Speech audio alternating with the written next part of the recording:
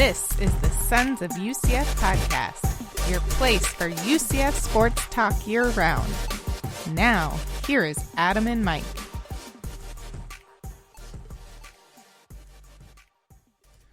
All right, we are the 120th edition of the Sons of UCF. And Mike, this might be the biggest one yet because not only do we have the breaking news that took place Monday that our new head coach is one Gus Malzahn. We have our Sons of UCF staple, the cow of the week, which will come up at the end. Oh, and by the way, quick little interview with one of UCF's fastest and one of the most current and recent receiver core guys. We have Tre Nixon. So action-packed show, plus your questions, Mike. I don't think we could fit more into this show. I'm going to say it right now, 120, it could be our best. Welcome to the Sons of UFC. I am happy to be a part of this show. It's a doozy, that is for sure. The Tre Nixon interview is, I'm going to say right now, one of my all-time favorites. I don't often throw that out, but he was great. I think everybody's going to really enjoy that one. And this is a big day in UCF history now, the hiring of our 9th ever head football coach in Gus Malzahn. Excited, man. It's a different era now. We're entering the Gus era. Yes, it has begun. So Arthur Gustavo Malzahn III, I don't know what to call AG3. I don't know what we would call this guy. So he is officially announced today, Mike, as the head coach. Particulars: he signed a 5-year deal, $5.23 million a year, $500K base with 1.8 in other incentive stuff, radio, TV endorsements. The buyout isn't super steep, so makes you wonder about the long-term stuff. But let's worry about that later, Mike. And $3.3 million in assistant coach salary pool, which is up from the last time Heupel did that. I think that was 2.7 for Heupel. So let's start here, Mike. Obviously, we'll get to all the rumors. We'll get to everything that kind of broke Sunday night into Monday. But overall thoughts on UCF head coach Gus Malzahn. How does that sound to you? Well, a few weeks ago, I wasn't too keen on the idea. When we first started discussing possible candidates, we brought up Levy, we brought up Chizik, and we brought up Malzahn. And I said Malzahn would be my third choice of those three. But I'm warming up to the idea. I'm hopping on the Gus bus. The more I think about it, the more I see that it makes sense. I was never sold on Levy. I know everybody was in on the Levy train. Everybody wanted Levy. I was always a little hesitant about Levy, never being a head coach, only being an offensive coordinator for a couple years, only calling plays. Who knows if he was even calling plays under Lane Kiffin this past year. We know he wasn't doing it here at UCF. So I was never sold on Levy. To me, Levy was a Heupel 2.0, a guy that would come in and be the head coach of the offense, probably would let Randy Shannon be the defensive head coach, and we'd be in the same boat we are in now. I know the players really wanted him. A lot of the fans wanted him. It wasn't my first choice. Malzahn, of the names that were available that we've heard in these last few days, was the most experienced. And the guy that's been in these situations, the guy that's been a head coach of the whole team. He's done it on all different levels. He's done it in high school. He's done it in college. He's done it at Tulsa. He's done it in Auburn. He's been in the national championship games. He's won a national championship as an assistant. Overall, I think we ended up with the best guy for the job. Yeah, I wasn't, like you, I wasn't keen on it initially. I wasn't anti, but I also wasn't like, oh my gosh, we need to have Gus Malzahn. And as the news kind of broke on Sunday, and I was like, is this legit? That, was it a smokescreen? What was happening? I slowly started to kind of warm up to a little bit. And obviously when it finally announced and broke on Monday, I was lukewarm to it. I didn't hate it, but I wasn't like jumping for joy. But as I sat there, Mike, and I watched his opening press conference, one of the things hit me that I guess I didn't realize. As I was watching him speak, I was watching him talk about his vision and hearing about his interview and all that stuff that Mohajir was talking about. And I said to myself, man, this is a professional coach. This is a professional, veteran, seasoned coach. And it's been a minute since UCF's had that guy. And that's no disrespect to Josh Heupel or Scott Frost. But this is a guy who knows how to build a program, can actually talk about what he did to do that in the past, can give real examples about it, can talk about how he builds a staff, how he gets all these things done. And I put myself in the shoes of Terry Mohajir as an interviewer trying to find the best candidate for the job. And I'm looking across to Gus Malzahn, and he's got all this experience. He's got all these examples. He's done it at multiple levels. He's done it at the highest level. He's been in a national championship game. And then I thought to myself, if I'm sitting across from him, I don't know how I turn him down either. If he says, hey, I want to come there too, and I want to be a part of your program with all the bona fides he brings to the table, the only question mark that you have about him is does he have the competitiveness? Does he have the fire? Is he gonna grind it out and do the things you have to do at sort of this quote unquote G5 level? But as I sat there and listened to him talk, I said to myself, you know what? This is why he got this job. Because, you're talking to other offensive coordinators who don't really have the ability to have this level of conversation and have this experience. And we got ourselves a real life professional experienced head coach and a guy who's won, a guy who's got some offensive chops. I know it's been a little weak of late, but he certainly has some chops in the offensive side of the ball. But he spent a lot of time talking about the defense.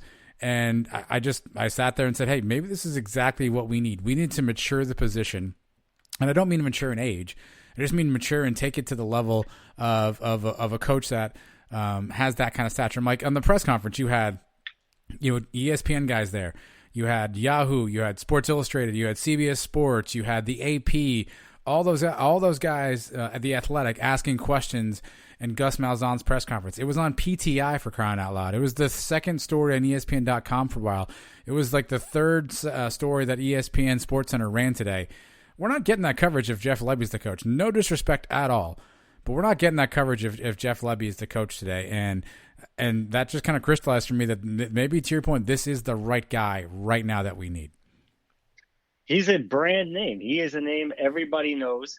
He's been in the game now for a long time. I was talking with two of my brother-in-laws the other day, and we were discussing who's going to be the next coach. And I brought up Malzahn, and one of them was like, yeah, that's a big name. That's outside of the UCF world, in just college football world, everybody knows who he is. It's not, if I was bringing up other names like Lebby and Longo and Lashley, not everybody knows who those guys are. Unless you really follow college football close or you're a fan of those teams, I wouldn't be able to tell you who the offensive coordinator of North Carolina was until last week. But I knew who Gus Malzahn was. I've known Gus Malzahn's name for a long time. The guy is a big brand, and UCF has built ourselves into a big brand. We're a growing brand now, and I think we're crossing paths at exactly the right time. You want to bring up his age? That may work in our favor. If he has a great 2 years, 3 years, and he's gone, well, the young guys were going to do that too. But if he has a couple good years, people may not want him at 60 years old at that time. He may not be on a lot of people's radars. This may be his last stop. And the buyout is what it is. And if he's gone after 2-3 years, that means he did a great job anyway. And we redo this all over again. Because I got to tell you, this last couple of weeks has been a lot of fun. I wouldn't mind doing it over again in a couple of years. Who knows who we end up with in 2 years from now. But that just means he's done what he had to do. He came in here and got us back in the direction that this program needs to go, which is winning conference championships and playing in New Year's Six bowl games. And he even brought up playing in the playoff, being in the Final Four. And he sees that potential in this school, and I believe he can take us there. Give him the right time and give him the right resources. I don't see why not. Yeah, I'm not one. I don't necessarily care about like how long is he going to be here for a long enough time. He's going to be here for how long he's going to be here. Right? I mean, we've all seen in the coaching profession, in sports, that things aren't promised. Right? We have no idea what next year. To say that if he's not going to be here 4 years, we don't want him. We don't know what the hell is going to happen in 2 years. So I'm of the mind that I don't want to do this every year and have coach turnover. I also don't know that I would go, oh my gosh, he's going to be out in 2 years and now he's not going to stay a long term. Nothing's guaranteed. We have no idea what any of that stuff is. What matters, obviously, is that he's here right now. And you said it, Mike. He brings recognition. He brings a brand name. I thought it was funny. Terry Mohadra, in his press conference, I wrote this down. He basically said, Gus Malzahn is a brand name. Then he said, quote, you can't say that about every candidate I interviewed. Which leads you to believe that this was one of the things that Mohadra was prioritizing, is getting a guy like this when he knew that Gus was in play. And from what we heard today in the press conference, he learned that pretty much the day he got the job, which was Sunday, which we weren't even really introduced to him until Wednesday. And I think it started breaking on maybe like a Monday. So basically, as soon as he knew it was his job, and this was now going back, 2 weeks ago now, last Sunday, he was already calling Gus Malzahn. So that kind of shows you where his mind was at. For Gus to be interested, obviously, he said this was the only job he was thinking about. As soon as it came open, this was what he was thinking. And then all of a sudden it became Mohajir, and he was even more enticing to him. But I'll say this, Mike, he won the press conference. He seemed fired up. He seemed excited. A lot of the national guys, admittedly, I didn't watch a ton of Auburn press footage in my time. And a lot of the national guys who covered him said this is the most excited they've seen him in a long time. Let's hope that holds true. He definitely genuinely seemed happy and glad to be here. But, only time will tell how he ingratiates himself with the fan base, the alumni, the faculty, the administration, and then most importantly, the players. He had the one snafu. He called us UFC. Yeah. And it took him a minute to kind of gather himself and then get it right. The one little blunder. But other than that, he's a bit of a fast talker. He was kind of rattling things off as he went. But it was none of these go 1-0, all this stuff. That's gone. Yeah. This guy, I think, is going to give us some good stuff during the press conferences. The Malzahn translator may be interesting. We may not need a translator because I think he's going to tell us exactly what he thinks and exactly what he feels. And that's the thing about these older coaches, guys that have their own brand already. Like O'Leary wouldn't care. He'll come out and tell you what he wants to say. I think Malzahn's going to be that way. And Mohajir fired some shots, I think, in this press conference too. He said this guy he's the best coach in the state of Florida. Mm-hmm. Yep. And he's looking right at the Gators. He's looking right at Florida State. Everybody. And you know what? I got to say, he's right. He's better than what's the guy's name at FSU that Mike always Norvell. blew the games against us? Norvell? That guy's got a lot to prove. I never was a fan. I never thought Dan Mullen was that great. He looked like a clown a lot of times this past season. We know for sure he's better than the guy over with the Cows. And Miami head coach, I'm not even thinking of his name right now. Manny Diaz. There you go. So this guy is probably the best coach in the state of Florida today. And a couple other things Mohajir mentioned. When he went in to talk with the players, he went in and told them they'll get married to one guy, but he also wanted to know what they wanted to do, what they wanted to improve on. And the guys were very clear to him. Yes, we want to keep an explosive offense, but we want to play complementary football that Heupel always talked about but never did. And they want to have a good defense. And this guy is a coach of the entire team. He's not just going to favor the offense. Though he said he will be calling the plays, he will be bringing out a very stout defense every week. Yeah, he mentioned that a bunch. There was a couple of shade shots thrown there. Terry also said something to the effect of, Gus was a national brand coach, and he said, I think Andrew Adelson asked him a question, and he said, you have to have a good national brand coach. At the beginning of the press conference, he was trying to be very polite, that Mohajir was, and he was thanking everybody, and he thanked Josh Heupel, not Josh Heupel, which I thought was interesting. So there are a couple, I think, shots kind of thrown there, Mike. But we'll get back into all that in a second, everything in the press conference and what it means next. But let's talk about the lead up until Gus's hiring, because Sunday night Valentine's got a little bit squirrely for those of you out there, with significant others who were trying to do the right thing but also following along, because there was obviously we knew interviews were taking place. We weren't sure whose name was being mentioned. If you follow Brandon Helwig on the message boards, you were seeing a few names kind of bandied about. Mike, I know you were talking to some people. You had a couple other names that were thrown about. We were trying to figure out what the heck was going on. And all of a sudden, credit to Jason Beatty from 24/7 Sports. He breaks the news that Gus has been offered a contract. Wasn't really official for a couple hours. Then the Orlando Sentinel comes out and says Gus was offered a contract, but he wasn't sure if he was going to accept. That got everybody up in a tether, right? Because everybody was like, wait a minute, how do you offer a guy if he's not going to take it? Why do you offer a job? Why wouldn't Gus accept it? Why is this going to the media? UCF wouldn't leak this. Did Gus leak this? Is this a smoke screen? What about Levy? Everybody wants Levy. Did he interview? Where's he at? And so it was kind of a whirlwind 12 hours. Mike, what did you make of all of that time period where it was just a bunch of Dylan Gabriel deletes his UCF stuff off his Twitter account, his IG. It miraculously comes back after a while. What did you make of all that stuff going on prior to really the formal announcement that it was going to be Malzahn? I loved it. It was very exciting stuff. I love seeing people get all bent out of shape about different things all over the message boards and Twitter. It was fun for me. I did enjoy. But the whole offer thing, Malzahn kind of shot that down today. He said he knew as soon as he was offered, he was accepting it. There was no thinking about it or anything.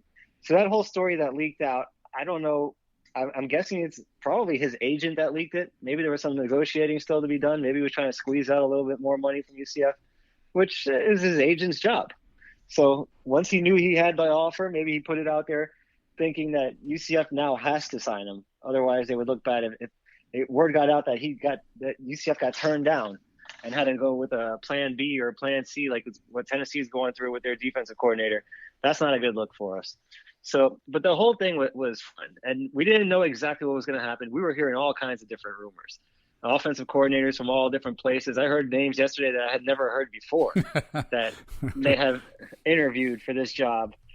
And to me, it was interesting, man. I loved it. I want to do it again in a couple of years. I said that earlier. I said it last night. Hopefully, if things all go well, we won't have to do it for 10 years. And Malzahn's here for a long time and takes us to the promised land, takes us to the P5 conference, takes us to a national championship game. But if he's gone in 2 or 3 years because he's very successful and we have to do it again, I'll enjoy that too. Yeah, the contract stuff is interesting, right? Because you got to imagine there's some agent ploy involved in there. But everyone really freaked out when the Dillon Gabriel stuff broke, right? So for whatever reason, his Twitter bio changed, his Instagram bio, all his UCS stuff was gone. Everybody was freaking out over it, Mike. I mean, the reality is this. He's an 18, 19, 20-year-old kid. Even if he did go in and just say, you know what, I'm so pissed off at this because it's obviously not going to be Levy and he deleted everything, so what? So what? He's a 20-year-old kid just working through the emotions. Obviously, he had a vested interest in a guy that he wanted, and I'm sure he was you know, you got to think about this, but he's scared about his future. What's it going to be? Who's his coach going to be? What's going to happen? You know, he's got a name he knows, somebody he trusts, and you know he's looking forward to that. And then that changes on you. And at that age, you know, with what he's got riding on this, again, this is his career. For lack of better, you know, terms, this is what he's going to do professionally. At least what he's going to try to do professionally. And to see something like that change and not be the way that you want it to, I'm okay with him being emotional about it. I'm okay with him being upset about it. Now, do I think he did the right thing? And, you know, you sulk for 20 minutes or so, you pull your head out of your ass and then you get back out there and go, okay, you know what, whatever. And maybe someone got on the phone with him, maybe a teammate, maybe his dad, maybe a family member, maybe a former teammate calls him up and is like, bro, what are you doing? Like, knock it off. You're going to be fine. And hopefully cooler heads prevail, Mike. But that's kind of when things got a little DEFCON, was when we started seeing some of that reaction, because obviously you had said this very early on. The players sort of positioned this in a sense that if it's not Levy, there was going to be some problems. And at the first crack of it, there all of a sudden was a Twitter bio change, and everyone was like, oh, here we go again. But hopefully, we haven't heard from Dillon Gabriel, but we've heard from a bunch of players. Hopefully it's much ado about nothing in the end. He's the one guy you don't want to see that from. He's the leader of the team, the quarterback. Guys follow in his footsteps. You really didn't like to see that at all. And I guess you understand it. He is a young kid. He did want Levy. He made it known he wanted Levy. He was upset about it. And that was before things were even official. But I guess maybe he had gotten better word than we did. But it's not something you like to see. If a guy like that, he should have enough confidence to know that a new coach can come in and see how good he is and see that he's going to be the starting quarterback anyway. And he should be able to, it should help his NFL prospect going into a different system and proving that he can play quarterback a different way. And that's what Mackenzie Milton's doing. Mackenzie Milton did it under Frost, he did it under Heupel, and now he's going to FSU to prove he can do it under Norvell. And it doesn't matter what system you put it in, he's going to be successful. And Dillon Gabriel can prove the same thing. But if he does get upset and he does decide to leave because of something like this, then let him go. That's not somebody that should be here. That's not somebody that – and that goes for anybody on the team. You know, when's the last big game these guys won? It was a couple of years ago. Tell me the championship game that Dillon Gabriel has won. I know all the numbers he puts up, and I love him. And I love watching him play. But he's just one guy, and if he's not going to be happy here, then he can leave too. Oh wow, Dylan Gaylor just got cut. Yeah, I mean, listen, I hope it doesn't get to that point. Obviously, it sounds like hopefully cooler heads will prevail on this one, and Dylan will understand. Again, I can see if we brought in Ken Niumatalolo from Army to run the triple option of him being like, whoa, hold on a second, this is not what I signed up for. But again, it's not like Malzahn runs some sort of a 3 yards in a cloud of dust offense. He's willing to chuck the ball around the yard a little bit. So I think Dylan's willing to give it some time. Like I was texting with a couple of former players, just kind of asking them their opinion today. To a man, they were all like, "Listen, this is a good hire. Gus is a good hire. He's a name. I think he's going to do really well there." When I pressed and said, "Hey, how do you think the guys in the locker room are going to take it?" One guy told me, "Hey, you know what? I think they're going to be fine. They're going to play for this guy." Somebody else was like, "Hey, it's hard to say. I'm not in there." Everybody else said, well, "You know what? I think things will be okay." So we'll see. We'll see how it kind of prevails. But it was kind of a tedious 24 hours, Mike. But then we get to the press conference, we get to Gus, and then that leaves open the questions from where we go from here. So question A, Mike, he was asked during his press conference his thoughts on Randy Shannon. Gus basically said, "You know what? Randy seems like a nice guy." And that was pretty much the context of that, Mike. So do you take this to mean that the Randy Shannon UCF tenure has come to an end? I have to think so. I think Lebby was Shannon's ticket to staying. Once it wasn't Lebby, I think any head coach that came in, especially a guy that's been a head coach and wants to form his own staff, Shannon was going to be gone. Maybe you can talk another offensive coordinator coming in and doing the split head coach thing that we just went through with Heupel, but not with a guy like Malzahn. That was not going to be happening. So I expect Shannon to be gone. And Shannon did a great job keeping the guys together in this last month where there was a lot of uncertainty. We didn't have an athletic director. We didn't have a coach. And nobody saw that coming. It kind of hit us by surprise when Danny White left and then Heupel left right after him. Shannon kept everybody together. And the players love Randy Shannon. Every single player loves Randy Shannon. Going back to his Miami days, I've never heard a player come out and say anything bad about Randy Shannon. And, it wasn't all his fault. The defense. I mean, when your defense is out on the field for 40 minutes a game, you're going to give up points. You're going to give up a lot of yards. He had a young defense at the end of this past season. We had half the defense kicked off the team. I don't think Randy Shannon is a bad defensive coordinator. I think he can do a good job in the right situation, but I don't think it's going to be here with Gus Malzahn. Yeah, it'll be interesting because at this point, the next question everybody has is who is Gus going to get for assistant coaches? He made some sort of statement that he was going to have a phenomenal coaching staff. He said that a few times during his press conference. But, Mike, we're dealing with a couple of options here, bad options. One, a lot of guys, it's late in the cycle. Assistant coaches have probably already landed at other gigs. So, there aren't a ton of assistant coaches walking the streets. Now, there may be some that Gus is able to get based on his connections with them, based on the school that person went to. But it isn't like this is right after the end of a season when a bunch of coaches are free and able to come over. So that could be a bit of an interesting conundrum in that, too. The Randy Shannon salary is another issue. What I don't know, Mike, what wasn't spelled out, obviously, in the memo, we know that Gus's salary pool for assistants is $3.3 million. Does that include Randy Shannon's $1 million? Is Randy Shannon's mill separate because it's already kind of a signed deal and it's already a thing? So I don't know how to think about that $3.3 million. Is it really $2.3 million or is it really $4.3 million because you have Randy on staff if he wants to keep Randy? So maybe that bodes well in Randy's favor. He's coached in the SEC before. I think he was the defensive coordinator at Arkansas, if I have that right. Obviously, he was at Florida. So maybe there's something that's there for those guys to figure out. But to your point, it seems at where we are now that's probably going to be unlikely. I have to think that 3.3 is just the without Randy Shannon's million factored in there. I think that's in the contract. So for the next whatever terms of the contract, he's going to have 3.3 to play with every year for his assistants. That's the way I read it. I could be wrong, but I would think Randy Shannon's deal is factored in somewhere else. And I got to say, I don't see him coming back. I don't think there's any way he's coming back. I think Malzahn already has an idea who his guys are going to be.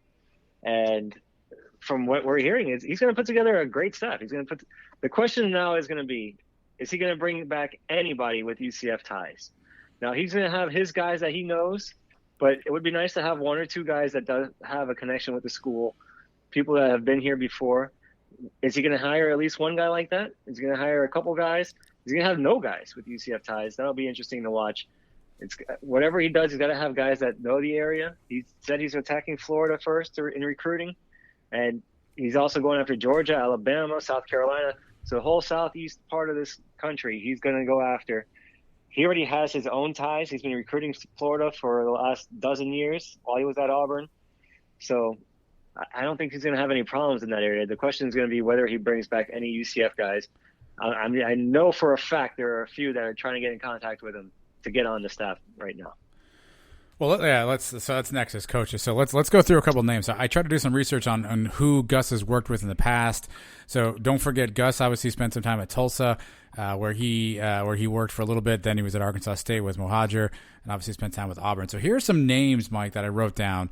I have no sourcing, I have no reporting on these kind of things, but you have Cody Burns, who was his wide receiver coach, then became the UCF wide receiver coach for, I don't know, a little over 8 days, and now officially was announced to the staff at Tennessee.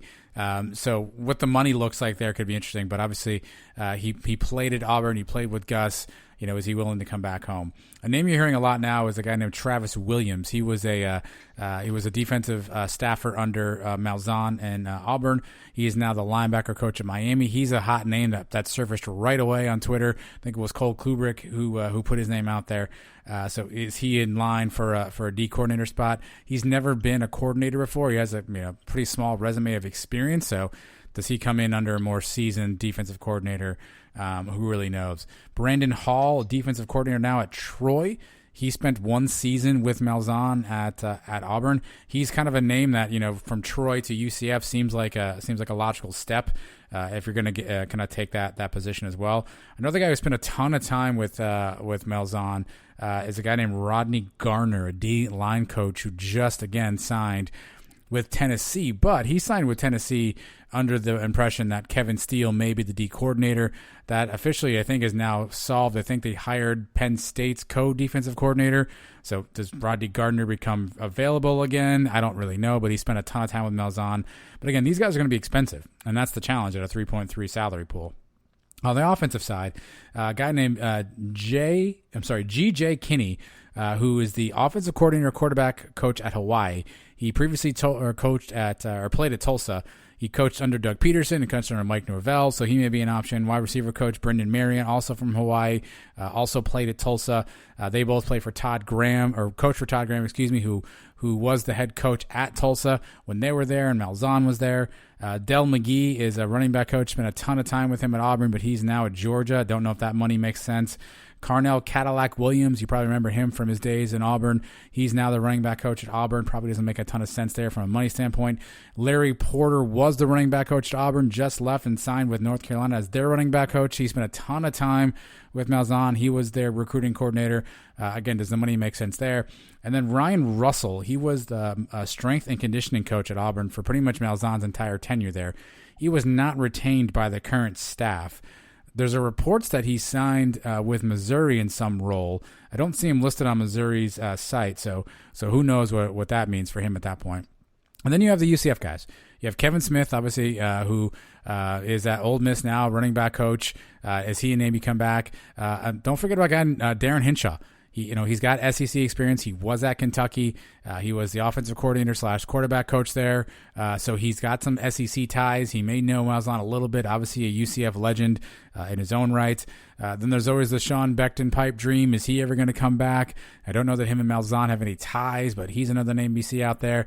And then like any number of young guys who are out there coaching in the UCF circles that maybe their name pops out for a role someplace. So these are names. Again, I have no reporting, I have no sourcing, Mike. Who knows where Gus goes on this kind of stuff? He may not even get an offensive coordinator if he's going to be the guy calling plays. Maybe just hires a quarterback coach. Who knows? But there's some names out there. But what can you do now? Who can you afford, and who's available that wants to make a change this late in the game plan? Well, not hiring an offensive coordinator in title would save some money to go around for the other positions. And he mentioned today in the press conference he's going to be calling the plays for the rest of his career. He said, flat out said it. He's not going to be a head coach unless he can call the plays. So that's what he's doing. So maybe he just hires a quarterback coach and a receivers coach, a couple other positions, and calls it a day on offense, and that'll save him some money to go to the defensive side. where he's going to need a strong defensive coordinator. I know for a fact you mentioned Darren Hinshaw wants to be on this staff. I know he does. Kevin Smith, is he tied to Levy? Is he tied to Kiffin? Would he like to come back and leave those guys there just to get a shot to come back home? That's yet to be seen. I'm sure there are other guys that have coached here at UCF before that would love to come back. Now that the Heupel regime is gone, they would put their names back in that pot to see if they can come back home. It's going to be a lot of those names. I mean, let's face it. Did you know any of those people that you just rattled off? Other than Cody Burns, because he coached here for like a minute. Cadillac Williams, because he played. I think I'd heard Travis Williams before. But I'm like, here's the thing about this list, and this is what I know you and I have talked about this a ton. Like Cody Burns, Travis Williams, Cadillac Williams, all played at Auburn, came back as coaches. They bleed Auburn. What are they, blue and orange? They bleed the Auburn blue and orange, just like some of the guys you're talking about, Hinshaw and Kevin Smith. And like, think of some of the young guys, Calabrese, Josh Lynham, all those guys out there who are coaching now. They're not head coaches, right? They're assistant coaches. They're kind of working their way up the ranks, but those guys bleed black and gold. Kevin Smith, Sean Beckton, we've had those guys on our staff before. I'm not saying they're the best coaches. I'm not saying we can't. There aren't any other coaches out there, but I think you see a theme here with Gus, and we found some previous guys at his stops. Now he doesn't have any connections to these guys, but I'd love to see a couple of UCF guys get back on campus, guys who know the program, know the school, know the community, know everything about what's happening, and be able to provide that perspective. Again, you saw Gus do that at Auburn. I'd love for him to give a guy like a Hinshaw, like a Kevin Smith, any one of those guys an opportunity to join the staff. Yeah, coaches love to work with guys they've already worked with. We saw it with O'Leary. Everywhere he went, George Godsey followed him around. Bill O'Brien was one of his guys. They're very loyal people, these coaches, and they don't like change. So if you're used to working with a guy, then you're going to bring him along as long as you can. If you can make the money work, you'll bring him along with you. So it's natural that he's going to have a lot of Auburn guys on his staff, guys that he's coached before. They know how he likes to work. They know how he likes to run practice. They know how he likes to recruit and how he likes to basically do everything on a day-to-day basis. So that's going to be more comfortable for him. I would love to see UCF guys back, but I'm not married to it, to put it in Mahajer terms. I want the best coaching staff possible, the guys that are going to recruit the best, and the guys that are going to win the most games. To me, that's the most important thing. And if those guys come here and they coach for 5-6 years and they win a lot of games, they are UCF guys now. That's it. So they could have played at Auburn, but if you're on the coaching staff here at UCF for a few years, you're a UCF guy too.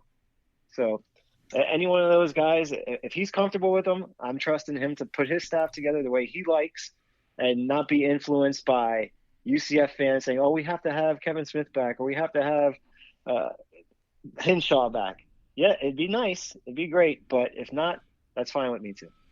Yeah, I mean, obviously pick the right coaches, right? But I think there should be some consideration. It felt like Heupel, and again, this is just conjecture and speculation, it felt like Heupel almost didn't want that stuff around either because he just didn't want to be threatened by former UCF guys. I don't mean like physically threatened, but just knowing that there are some guys on the staff that maybe were popular than him or something. I don't know.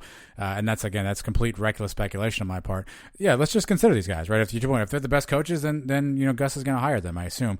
If the money works out, I think it's going to be the money is really where it's at, Mike, because there's any number of names. I'm sure Gus knows any one of these guys and could call up Cody Burns right now and say, hey, Cody, ironically enough, I'm at UCF now. You were here for like a minute and a half. Like, your name's still in the office out here. You want to come back? You want to be my guy? Like, be my receivers coach. And Cody go, well, gee, coach, I don't know. I don't know what Tennessee's paying him. I'm making $500K here for Tennessee's receivers coach. And Gus go look at that salary pool and go like, ooh, do I want to spend $500K on a receivers coach? I think that's where it's going to get dicey. Is there's probably any number of these guys that I mentioned, and these are guys I don't even know about, who would jump at the chance to either reunite with Gus or get a chance to coach under Gus or get a chance to come to Florida. But, can we make that happen salary-wise? I think that's ultimately where you're going to see some of the challenges come our way. Right, but he's got to have a huge pool to pick from. And the guy's been a head coach now for a dozen years. He's worked with every head coach turns over guys every year. Basically, you're bringing in 3-4 new guys on your staff every couple of years. He's got to have at least a couple dozen names that he's ready to go tomorrow. If he can call them up and offer them a job. and he's going to start off with his top guys and work his way down. And I mean, I don't think he's going to have any problem putting together his staff. You're right about the money, but $3.3 million, I don't think, spread over 10 guys. I mean, he can make it work. The defensive coordinator is going to probably get paid the most. There may not be a true offensive coordinator, and you split the position coaches equally the rest of the way out. He'll figure it out. But that's going to be the next exciting thing now. Who else is coming with Gus? Who's coming with? Who's on the Gus bus? Well, you mentioned earlier, and Gus said this in his press conference. This is a quote: "We're going to recruit Florida like our hair's on fire." And whether or not that was a shot at Heupel, whether or not that was any sort of a dig, he basically said, we're 6-hour radius from Orlando. That's going to be our recruiting hotbed. We are going to own those areas. He referenced knowing the coaches already working these areas. You saw a few people on Twitter talk about how they, this kid went to Auburn and they saw this guy at Auburn. I saw a picture of Gus on the sideline at a high school like 2 or 3 years ago, somewhere in Orlando recruiting. So that's going to be the key part about him, Mike, is whoever he gets, can he find young guys, charismatic guys who are good recruiters that can lock down this Central Florida area. We've been talking about this for however long we've been doing the show. Because it seems like we always get the kid on the way back to Orlando. We never get the kid to not leave Orlando. And there's any number of guys. Our guest this evening on the show, Mike Tre Nixon, a perfect example of a guy who, in our backyard, left for a year and came back to UCF and everything worked out for him. But how do we lock those guys down initially? Can Gus be that guy? And he can start early on, Mike. Here's an interesting little tidbit. There's a bunch of Auburn transfer portal guys that left after Gus was gone. Here's a couple names to think about. Mark Anthony Richards, he's a 4-star running back with 4 years of eligibility left. That's right, 4 years of eligibility. He's from West Palm Beach. He has not signed, Mike. Is that a guy that Malzahn can bring in? And then there's Big Cat Bryant. If you're not following Big Cat Bryant, I don't think Big Cat is his first name, by the way. But he left Auburn. He signed to Tennessee because he wanted to play for Kevin Steele. And then when Kevin Steele left, he just inconspicuously deleted everything from Tennessee off his Twitter profile, and no one really knows if he's committed there. There's a crystal ball prediction that he goes to Oklahoma, but I think he's technically still out there. Is that another name that's in the pipeline? So the transfer portal, another way that Gus can either re-recruit some of his old players, or other guys who are looking from homes are like, hey, wait a minute, like here's a good guy down at UCF. I can go down there and play as well. First name Big, middle name Cat. I don't know. I'll have to ask his mama. I don't know. We're going to see a few guys that are interested now just because Malzahn's here. And the 4-star, we're seeing it already. First day on the job, he's already recruiting 4-star athletes coming from Auburn. West Palm Beach is not far from Orlando, a couple-hour drive. It's going to be fun to see these guys come back home. And now let's see him keep them home. The 4 stars kids that come straight to UCF instead of going to Auburn or going to Tennessee and then coming home a year later. I think he can pull it off. I think he's got the cachet to do it, and he's got the name to do it, and now he just has to get it done. And he says that's going to be a priority. That's every single coach that takes this job throughout the years that as long as we've followed UCF, that says we have to recruit Orlando first, work, lock down the I-4 corridor, lock down Florida. They all say they're going to do it. They all make it seem like it's the easiest thing in the world. And then you got guys like Josh Heupel that only sign 5 guys from the state of Florida in a signing class. So let's see Malzahn get it done. And I believe that he can. Yeah, the name of Omari Kelly is a 4-star wide receiver who tweeted about 2 hours from ago, so probably about 8 p.m. Eastern time on Monday, that he'd received an offer from UCF. Doesn't say who he got it from, of course. He actually has Malzahn tagged. I don't know if that means Malzahn offered him or he just tagged the coach. I don't really know. But again, obviously he said he's going to lock down Florida and we go to Alabama. But that's notwithstanding, like a 4-star wide receiver, 4-star athlete, I guess. He looks like he played some receiver. I mean, that's the first little entrance into this situation. If Gus can start pulling those guys, I mean, that would be huge, Mike. But there's probably no bigger recruiting that Gus has to do than that of Dillon Gabriel, who obviously we all know he wasn't shy about him wanting Jeff Levy. We talked earlier about his Twitter or social media activity, Mike. Gus was asked about Dillon, wasn't super wordy over it. Just basically said he's a great player, phenomenal player. Can't wait to look around and play with him some this upcoming season. So, what do you, I guess, predict for me? What do you think is going to happen in this Malzahn-Gabriel relationship? Well, is Malzahn going to start bringing in another quarterback? You saw that he started recruiting guys today. If tomorrow we wake up and see 4-star quarterback in the transfer portal, then Dillon Gabriel may start to get a little worried. I don't know what to go Zahn in the mind of a 19, 20-year-old kid that came over from Hawaii, signed here to play with a certain coach and his best friend, and now they're both gone. Anything's possible with Dillon Gabriel at this point, I think. But like I said earlier, if he leaves, and it's going to be on Gus to fill that spot. I think Malzahn likes to have a quarterback that can run a little bit more. So, and we know Gabriel's capable of it. We just haven't seen him do it as much for whatever reason, whether Heupel didn't want him to run or he wasn't comfortable running. I do believe that Malzahn likes having quarterbacks that can pull it and run, bigger guys, maybe more of his style. So it's going to be definitely something to keep your eye on in the next couple of weeks. We saw him take down all the UCF pictures from Instagram. We saw him delete everything off his Twitter, but those things are back on there now. Maybe he's cooled down. He knows right now he's the best quarterback on this roster until Malzahn brings somebody else in. And that's always the key. When the coach brings in his own guy, that's the guy they usually end up going with. So Gabriel's here now, but he's not the guy Malzahn brought in. As soon as Malzahn brings in a quarterback, we may have a quarterback controversy. Either way, Mike, it's been a landmark day for UCF. Say what you will about whether or not you wanted Gus or you wanted Lebby or you wanted somebody else. Obviously, anytime you get a new football coach around here, you get sort of a new direction of the program. Obviously, there's a lot of excitement, a lot of buzz around Malzahn. To your point earlier, he wasn't my first choice either, but you saw the reaction to it. It's funny that the fan base inside of UCF was kind of like, eh.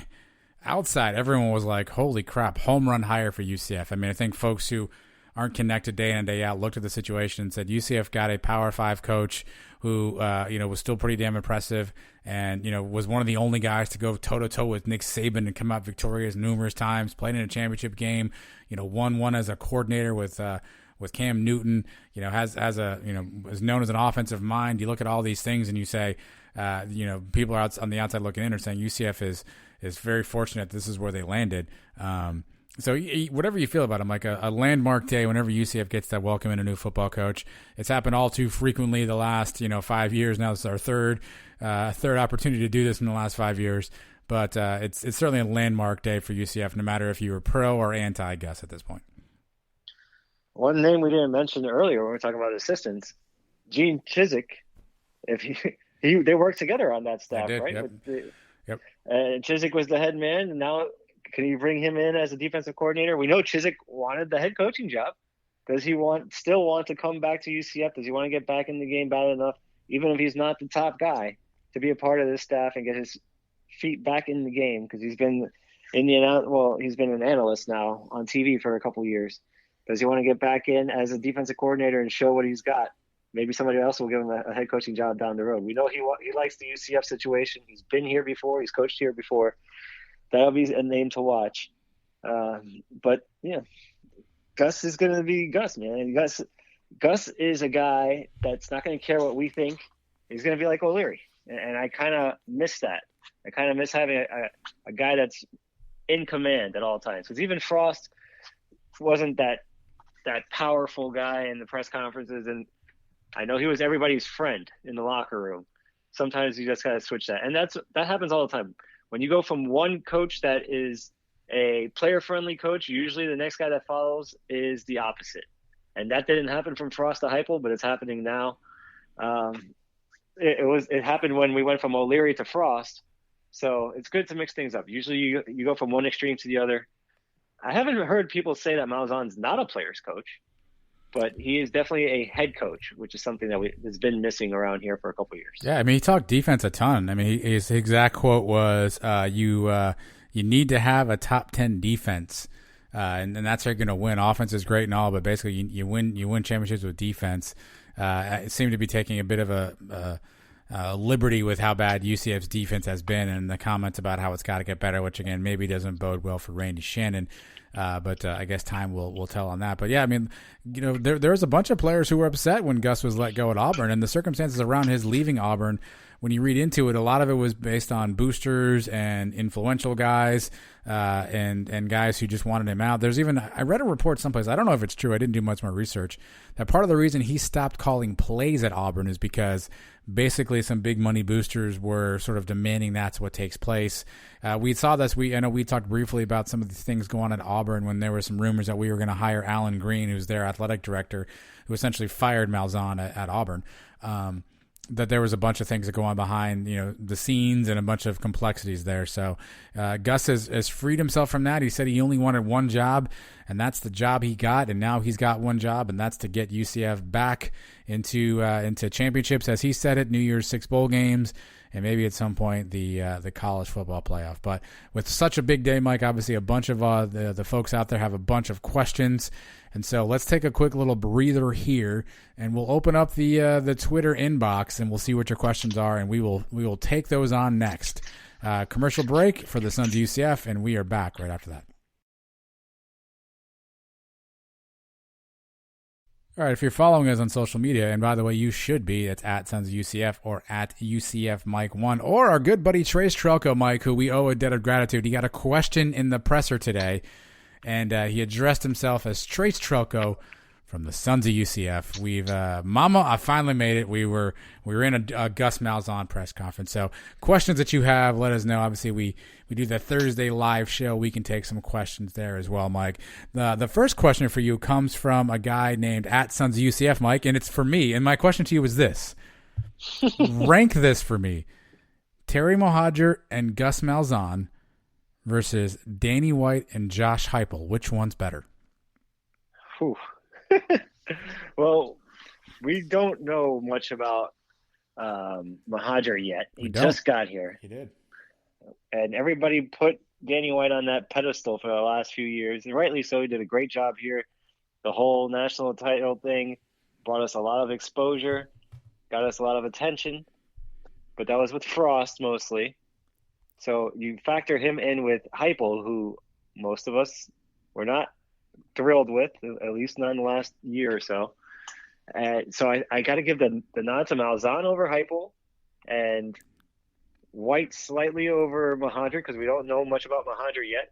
Overall, I guess I'd go with the Malzahn. I go with Malzahn and Mohajir for now. You?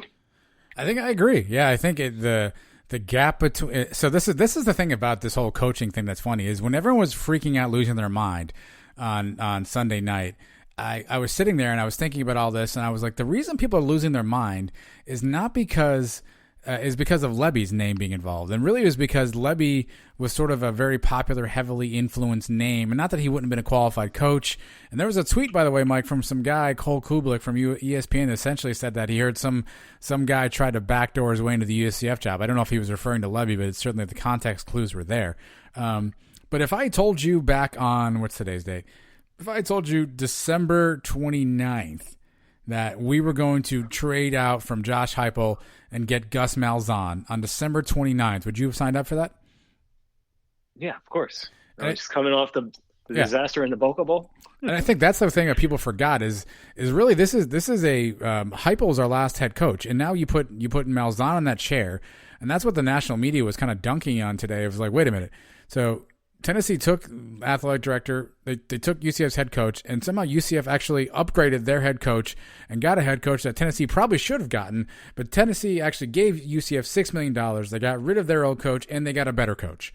Like, that was sort of the national narrative, is that UCF did so much better. So in that calculus, I give the edge greatly to Malzahn over Heupel right now. To your point, the Mohajir and Danny White stuff is much closer because Mohajir's kind of at an incomplete. I think the hire leaked a little bit, which wasn't Danny's style, so you kind of have to get used to that. He's not as well versed around UCF stuff, so it's a kind of an incomplete. So that one I guess I'll give to Danny White. But I think the gap between Heupel and Malzahn is so steep that it makes up the gap between Mohajir and Danny White. So I guess I go Timo and Gus Bus over Danny and Josh. All right, one of the great things that Danny White did here was raise a lot of money. He was a great fundraiser.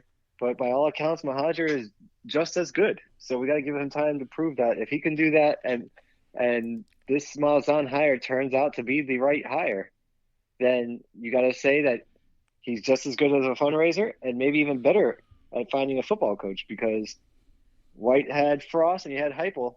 What is that, 50%? If you want to consider Heupel not to be the guy. So it's going to depend on what Malzahn does here for us to get the final judgment on this. As of right now, we got to think Malzahn is better than Heupel, and the other two guys is yet to be determined, like we just said. So overall, I guess we got to go with the Malzahn and Mohajer. M&M voice. Let's get to the real questions. JP Gilbert wants to know, does Gus Malzahn look like the guy that goes to the cashier at a self-service salad bar and says, out of bacon bits today, huh? I love that JP Gilbert is playing along in this game with us. Such a good game. UCF Guy 23 wants to know, do you think the DG social media thing Sunday was a glitch or a coincidence? UCF Guy, I don't know how old you are, but I have zero confidence that it was a coincidence. That absolutely was what he meant to do. I think it was a passive-aggressive shot at how he felt about things. I don't think there was any glitch. I don't think it was any coincidence. I think that was intentional. Yeah, it's one of those things where you say, I got hacked. You come out and say that. No, it's definitely not a coincidence. And just chalk it up, hopefully, to a young kid being emotional for a few minutes. And hopefully he gets over it and we can get past it now. They had the meeting with the team today with Malzahn. So maybe now he feels a little differently. But definitely not a coincidence. Here's a question from our old friend, Mr. Drew Belani at Drew BEENYC. Gus and Terry changing the UCF narrative from 2-1s to play anywhere, anytime, in any parking lot. Is that a positive for UCF? That's what everybody has been telling us to do, right? When we stuck with our 1-for-1s, everybody in the national media says, you got to be able to go out and win games on the road. You got to be able to go out and play anybody, anywhere. So now that's what we're saying. As long as that one is in the bounce house. We're not taking the 2-for-1 with the one home game being in Citrus Bowl where the Gators get half the gate. No. You want to play us, and you're coming into our stadium at home on campus. And sometimes we got to take a 2-for-1. If that's the way we have to get you there, then that's what we'll have to end up doing. We're not going to do it for everybody. So they'll make their exceptions here and there.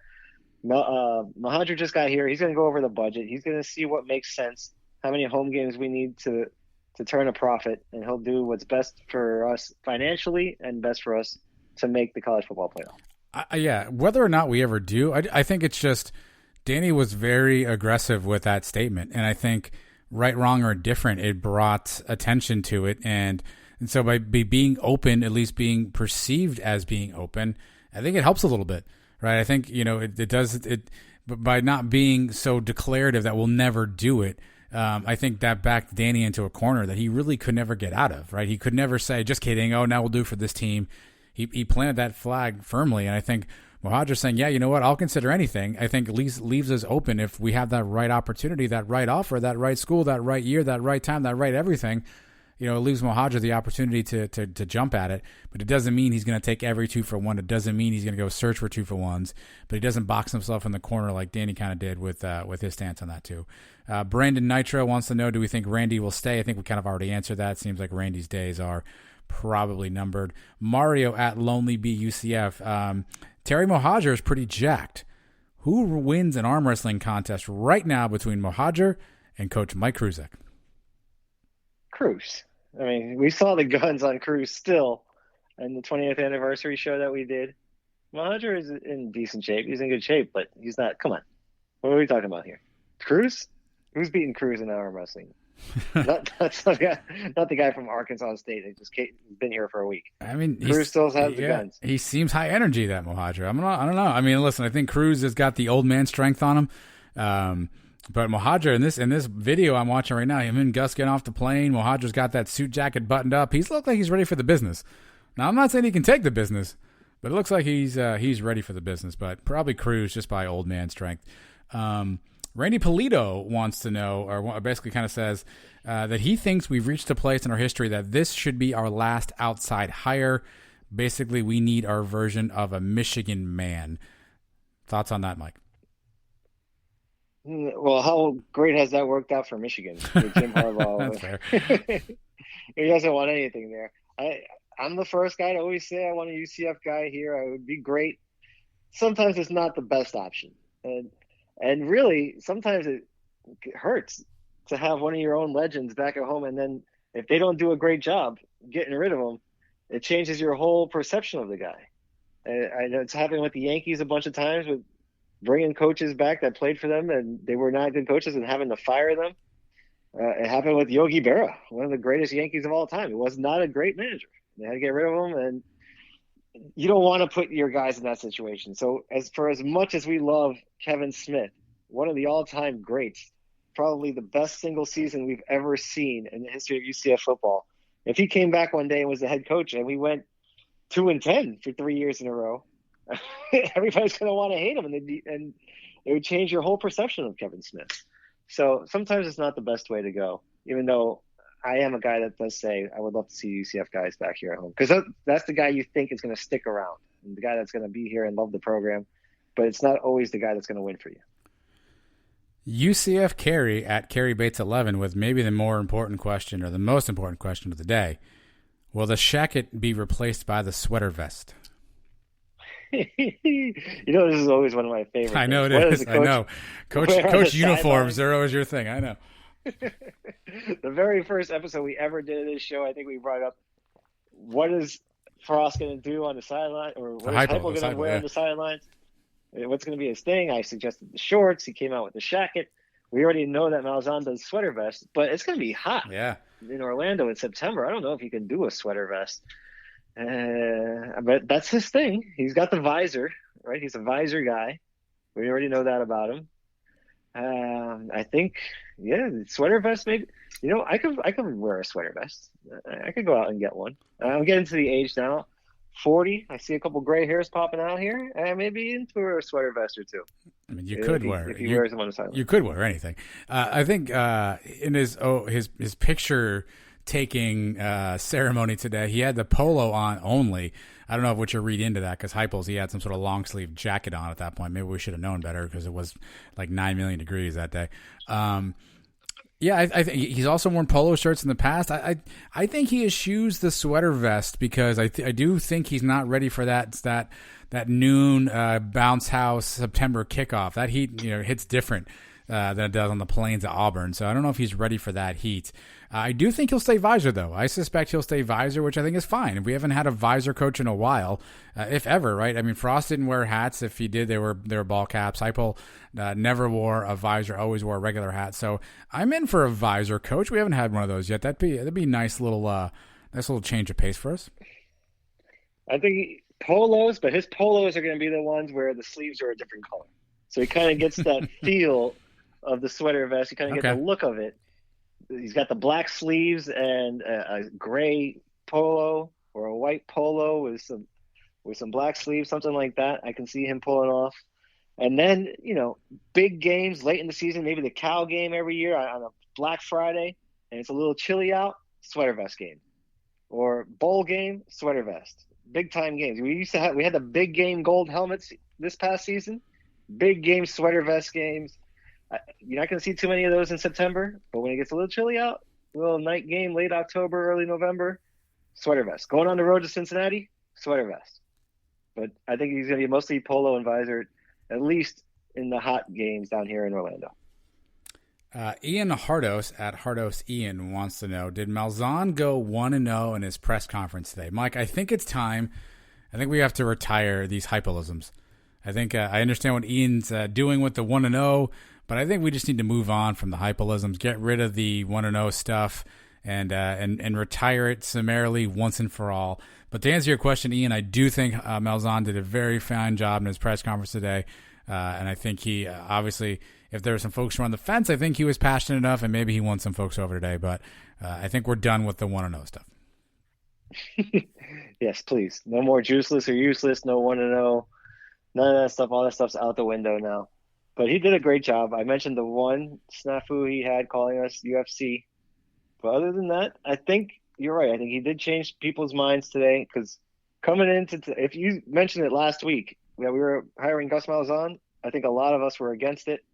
I think today, after the press conference, there's a lot more people that are in favor of it or that are okay with it that would have been last week or 2 weeks ago. So I do think today was a positive day for him. I was trying to think about why people didn't like Malzahn, and the only thing I can come up with, Mike, is it ageism? Is it simply just because he was older than everybody else, and they wanted this young, energetic guy who's got this offense that would put up all this points? Was it simply just an ageism thing where Malzahn was just quote unquote too old? I mean, do you think it was really that simplistic, or because we had seen him be a coach before, so we kind of knew what to expect? Like, I guess now that I think back about it, what is the anti-Malzahn stuff?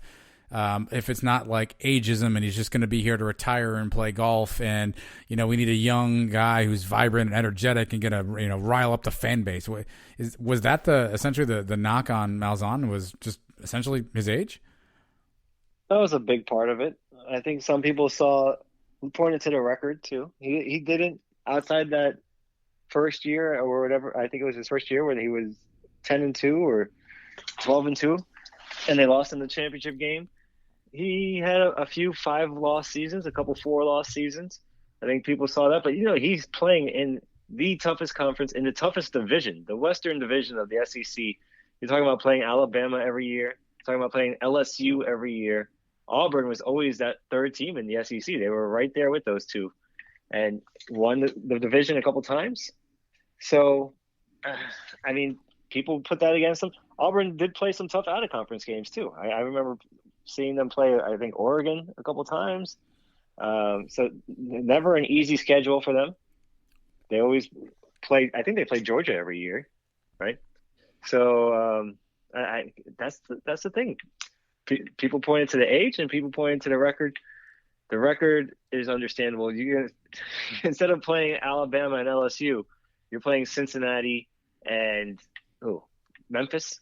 Right? It's a bit of a step down. So I think he's going to improve on the record a little bit here in Orlando.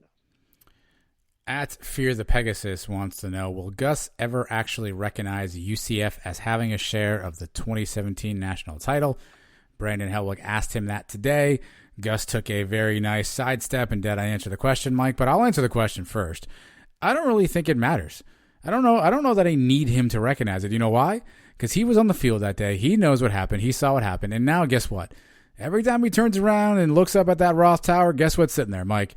2017 national champion. So whether he acknowledges it or not, or likes it or not, he was there that day. He knows what happened. And now he's going to look up and see it every time he steps onto the field. Well, that's a Mohajir decision, I think.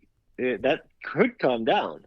If Mohajir decides to take it down, that would be, I don't know how that would go over here in Night Nation. I don't think that'd be the smartest thing to do, at least not right away. But yeah, he was there and saw the UCF fans in attendance that day. And I was there, and we outnumbered Auburn that day. It wasn't even close. We were way louder than them. We had more people than them. And we kicked the crap out of them on the field, in the stands, all over Atlanta.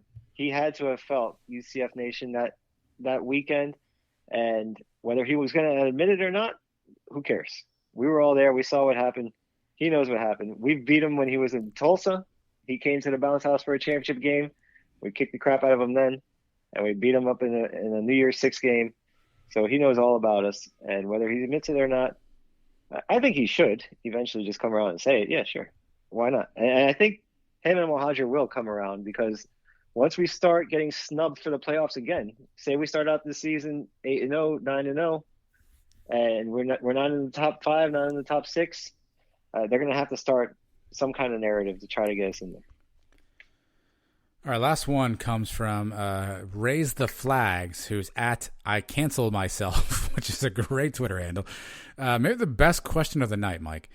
How do you think the team will respond to having an actual head coach for once? Some of these kids have never experienced having a head coach in college football. It could be eye-opening. We know that Heupel, well, when he first came in, wanted to be everybody's friend, try to do the Frost thing and keep the continuity. But we also know that he didn't have much of a personality and people didn't really connect with him as much. This guy, I don't think cares if you are his friend or not. He wants to win football games. That's his job. And that's old school coaching. You know, you're not here to be anybody's buddy. You're here to win football games. His job is to win the game. Now, if you're going to get on board, get on board. If you're not, then see you later.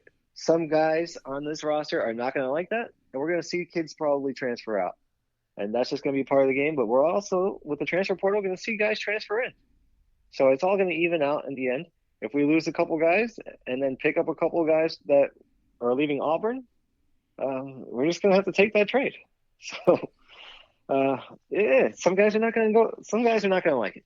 How many people do you estimate entering the transfer portal in the next couple weeks? If you over under 3, 4, more?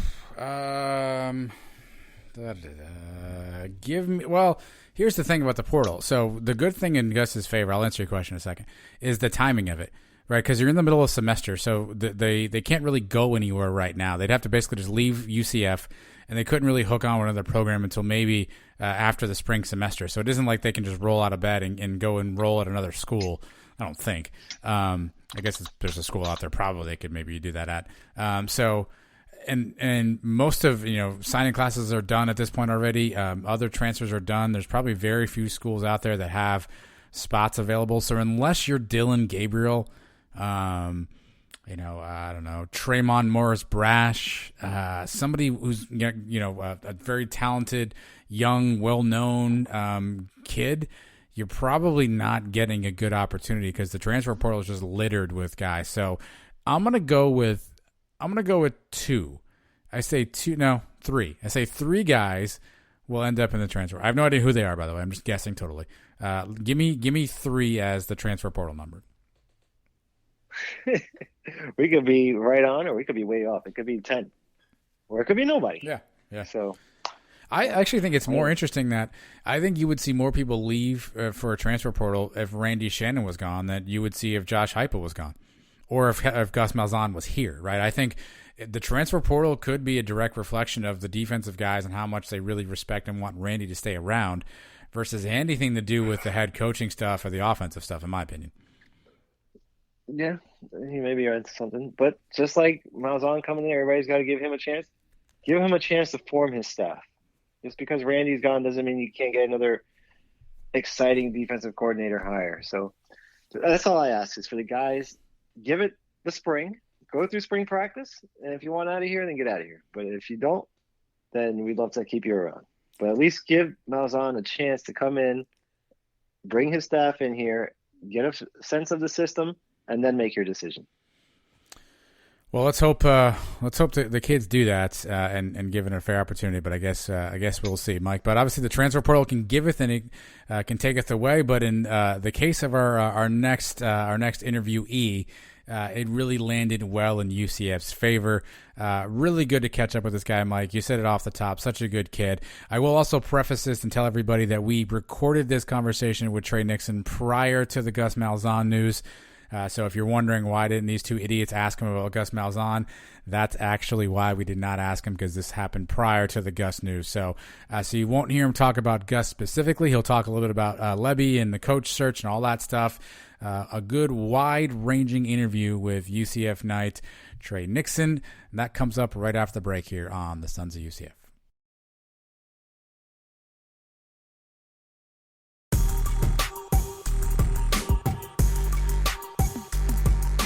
The Suns have a new interview. Listen up. All right, you obviously you've heard of UCF Fast. And I think when you think of UCF fast, the guy with us here tonight probably epitomized that, because he came into UCF and he was one of the fastest receivers we saw.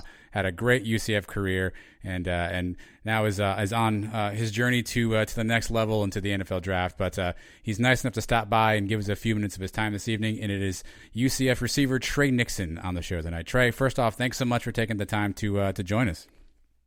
No problem, man. I appreciate you guys for having me, man.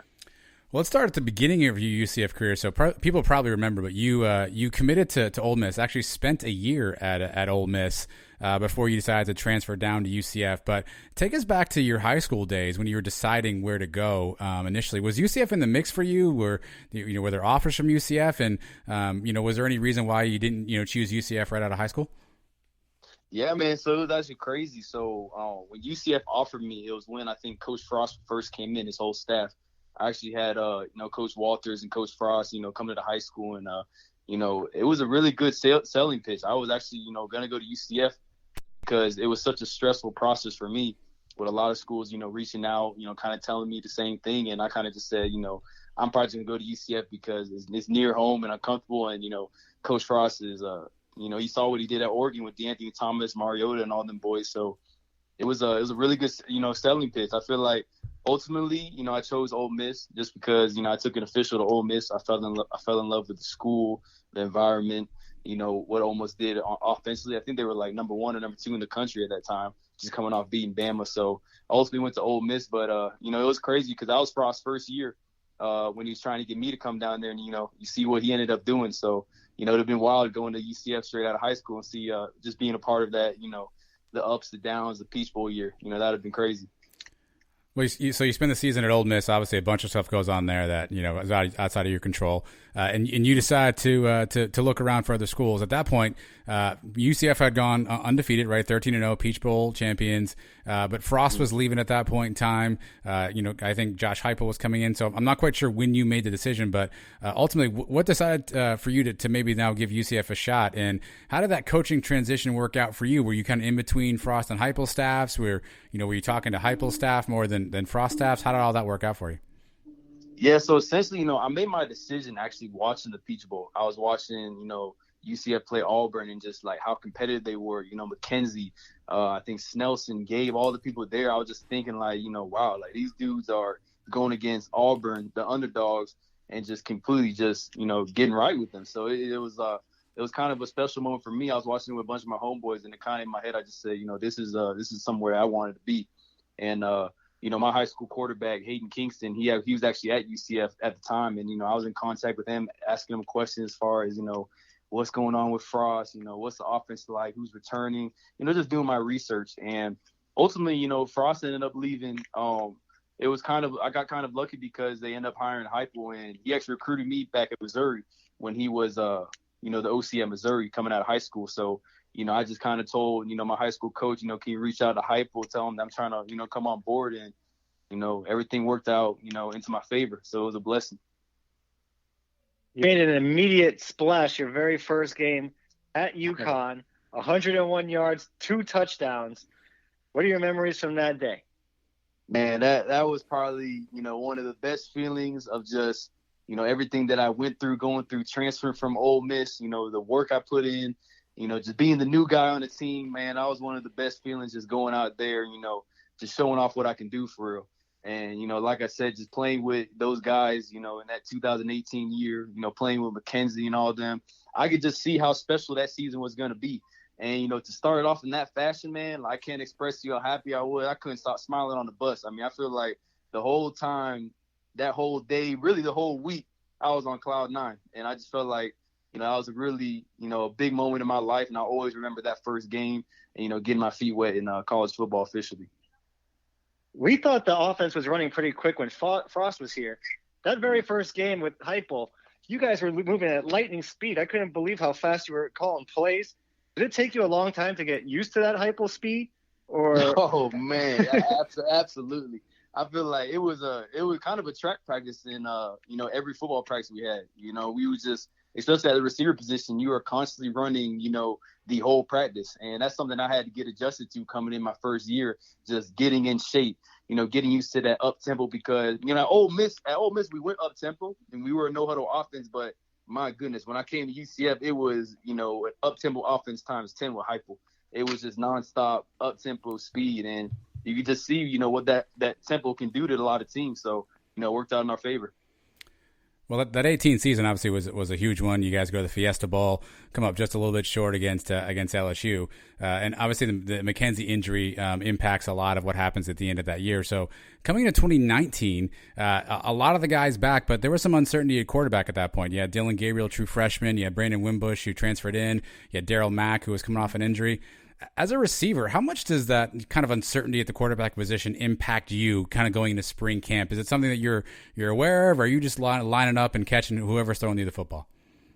It's a unique situation because, DJ, Wimbush, and Dylan all had a different style to them.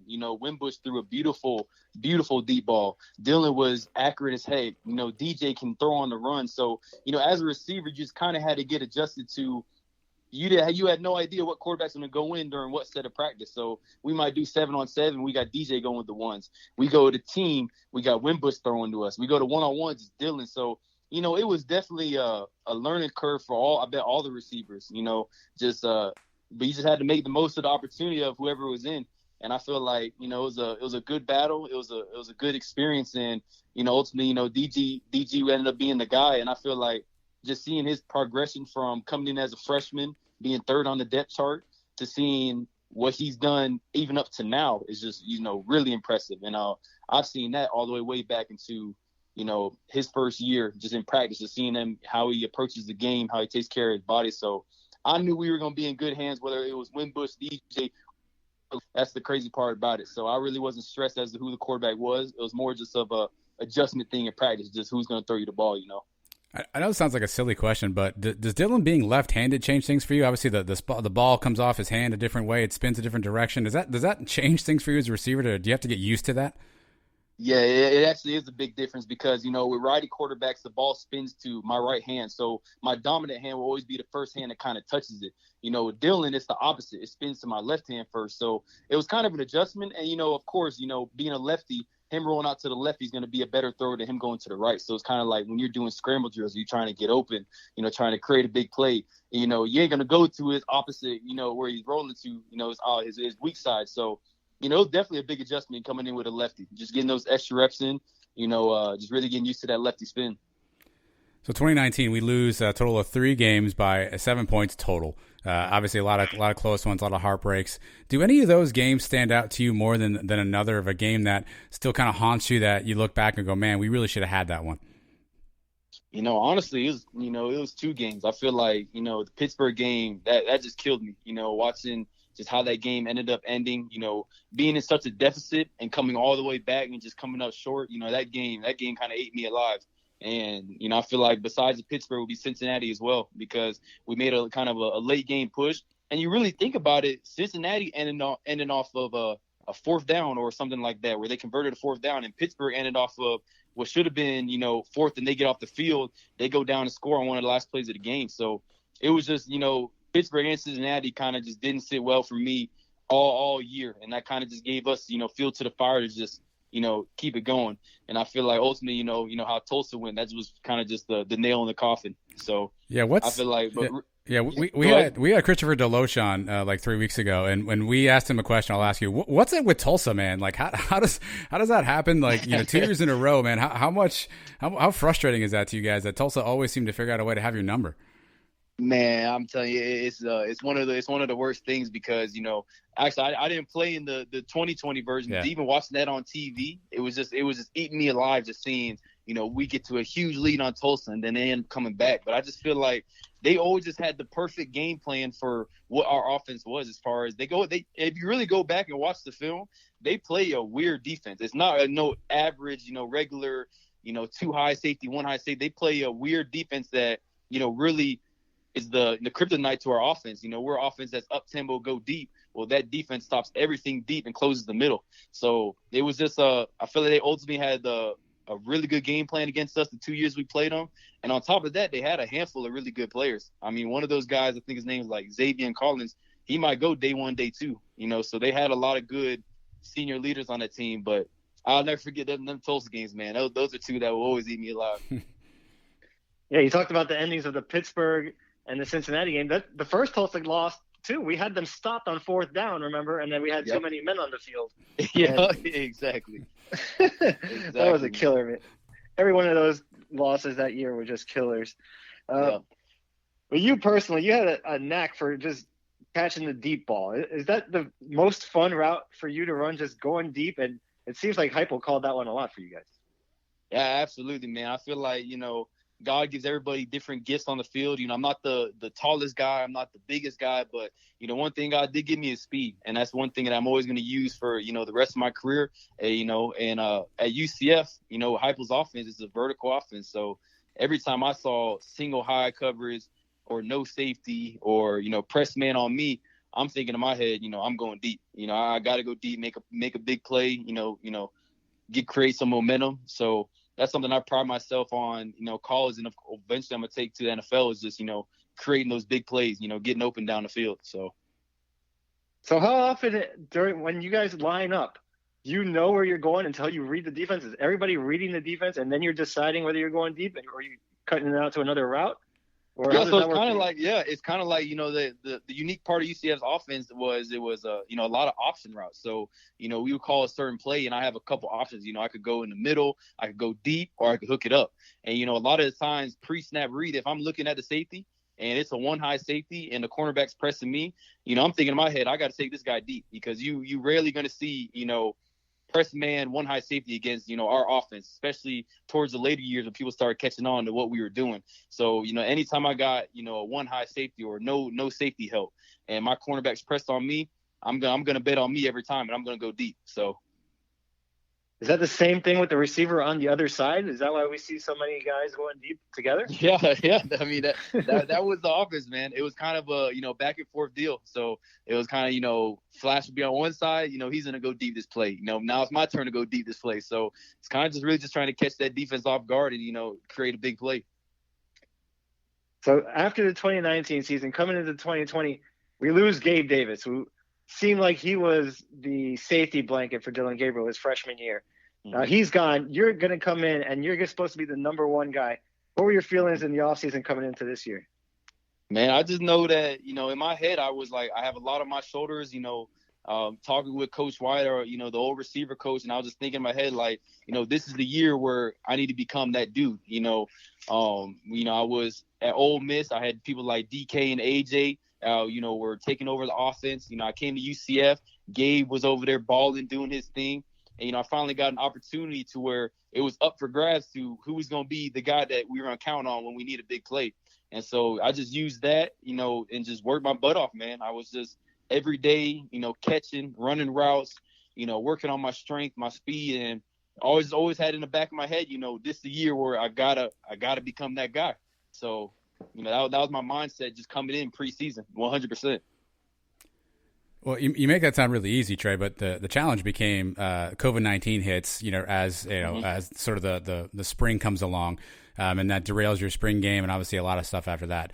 Look, as fans, we're pretty selfish, right? All we cared about was what you guys did on Saturdays and are you going to be out there to play. But take us behind the scenes a little bit. What was the rest of the week like? What was Sunday through Friday like? What were you guys going through? How hard was it to sort of play college football in the 2020 season? Yeah, man. I mean, it was really crazy. I feel like when COVID first happened, spring ball got canceled, and we kind of had a full month or two of we had to train on our own. So I was back home training with one of my homeboys, Malik, and he always gets me right as far as preseason. Leading up to the season, when we first got back, it was still crazy. We would be in small groups doing workouts. We couldn't even really be near each other, couldn't dab each other up. When we go in the weight room, everybody has their own specific rack. So it was just a really weird thing. And even when we got to, the season, Monday, Tuesday kind of always went the same. We'd go to practice, would immediately go get COVID tested, and then we'd be able to go work out. And then it was kind of just the same thing, small groups of workouts, always have the mask up. and just constant COVID tests, every other day. So there were some days you wake up and the first thing you do after eating breakfast is, getting one of those swabs stuck down your nose. So it was definitely a different year, man. And, I feel like UCF did an incredible job of handling, COVID in general. I've always saw a lot of teams that had, a lot of pauses, that had games canceled. I feel like we were one of the, few teams. I really don't know about the other American Conference teams, but we were one of the few teams that we didn't have any games canceled because of COVID. So I feel like that was a big applaud to the medical staff and everything that they did, because wow, COVID kind of hit us all by surprise, and to be able to still have a season and no games canceled, that's huge. I know you love playing football. I know you love being out there with your teammates. But was there ever a moment where you kind of looked around with everything going on, like, man, why are we playing? Should we even been playing? I know a lot of your teammates had, a lot of different circumstances, and a few guys opted not to play this year. But was there ever a time where you kind of looked around and was like, man, is this really worth it? Did you ever think about maybe, opting out for the year and just keeping yourself safe? Yeah, man. There was a time where I think when we all first came back, and it was getting close to fall camp, it was getting close to fall camp, and I was just kind of thinking, like, should we really do this? I feel like we're kind of rushing into everything, COVID being brand new.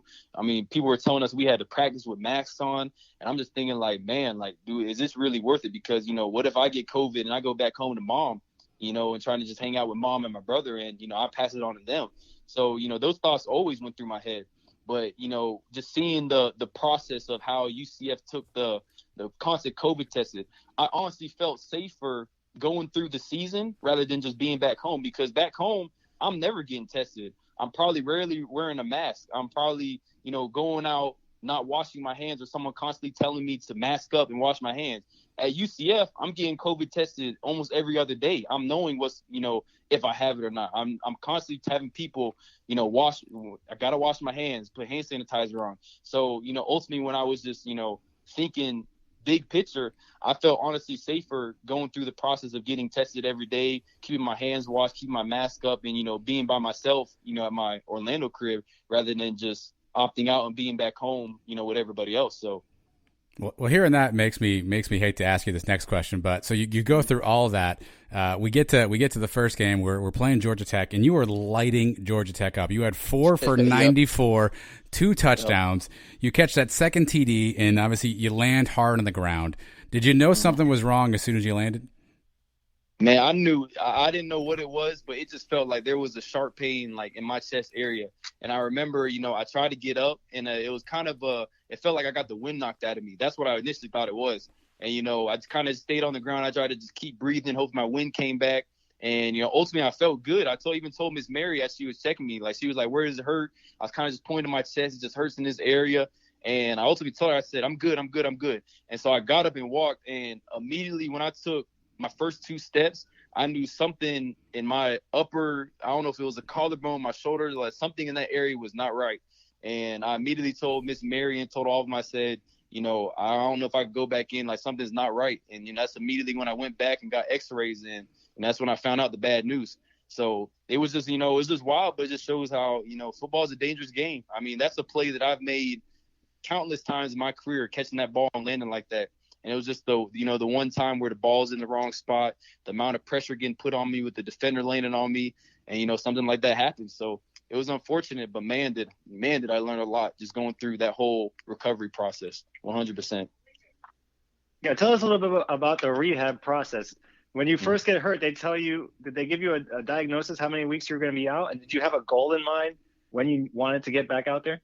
Yeah, so I remember I got in the ambulance, and I was going to the hospital, because I guess when you get a posterior dislocation, there's a lot of like arteries and a lot of big blood vessels behind that sternum, and my collarbone, they said, was under my sternum, so they had to immediately go to the hospital. And I just remember that ambulance ride.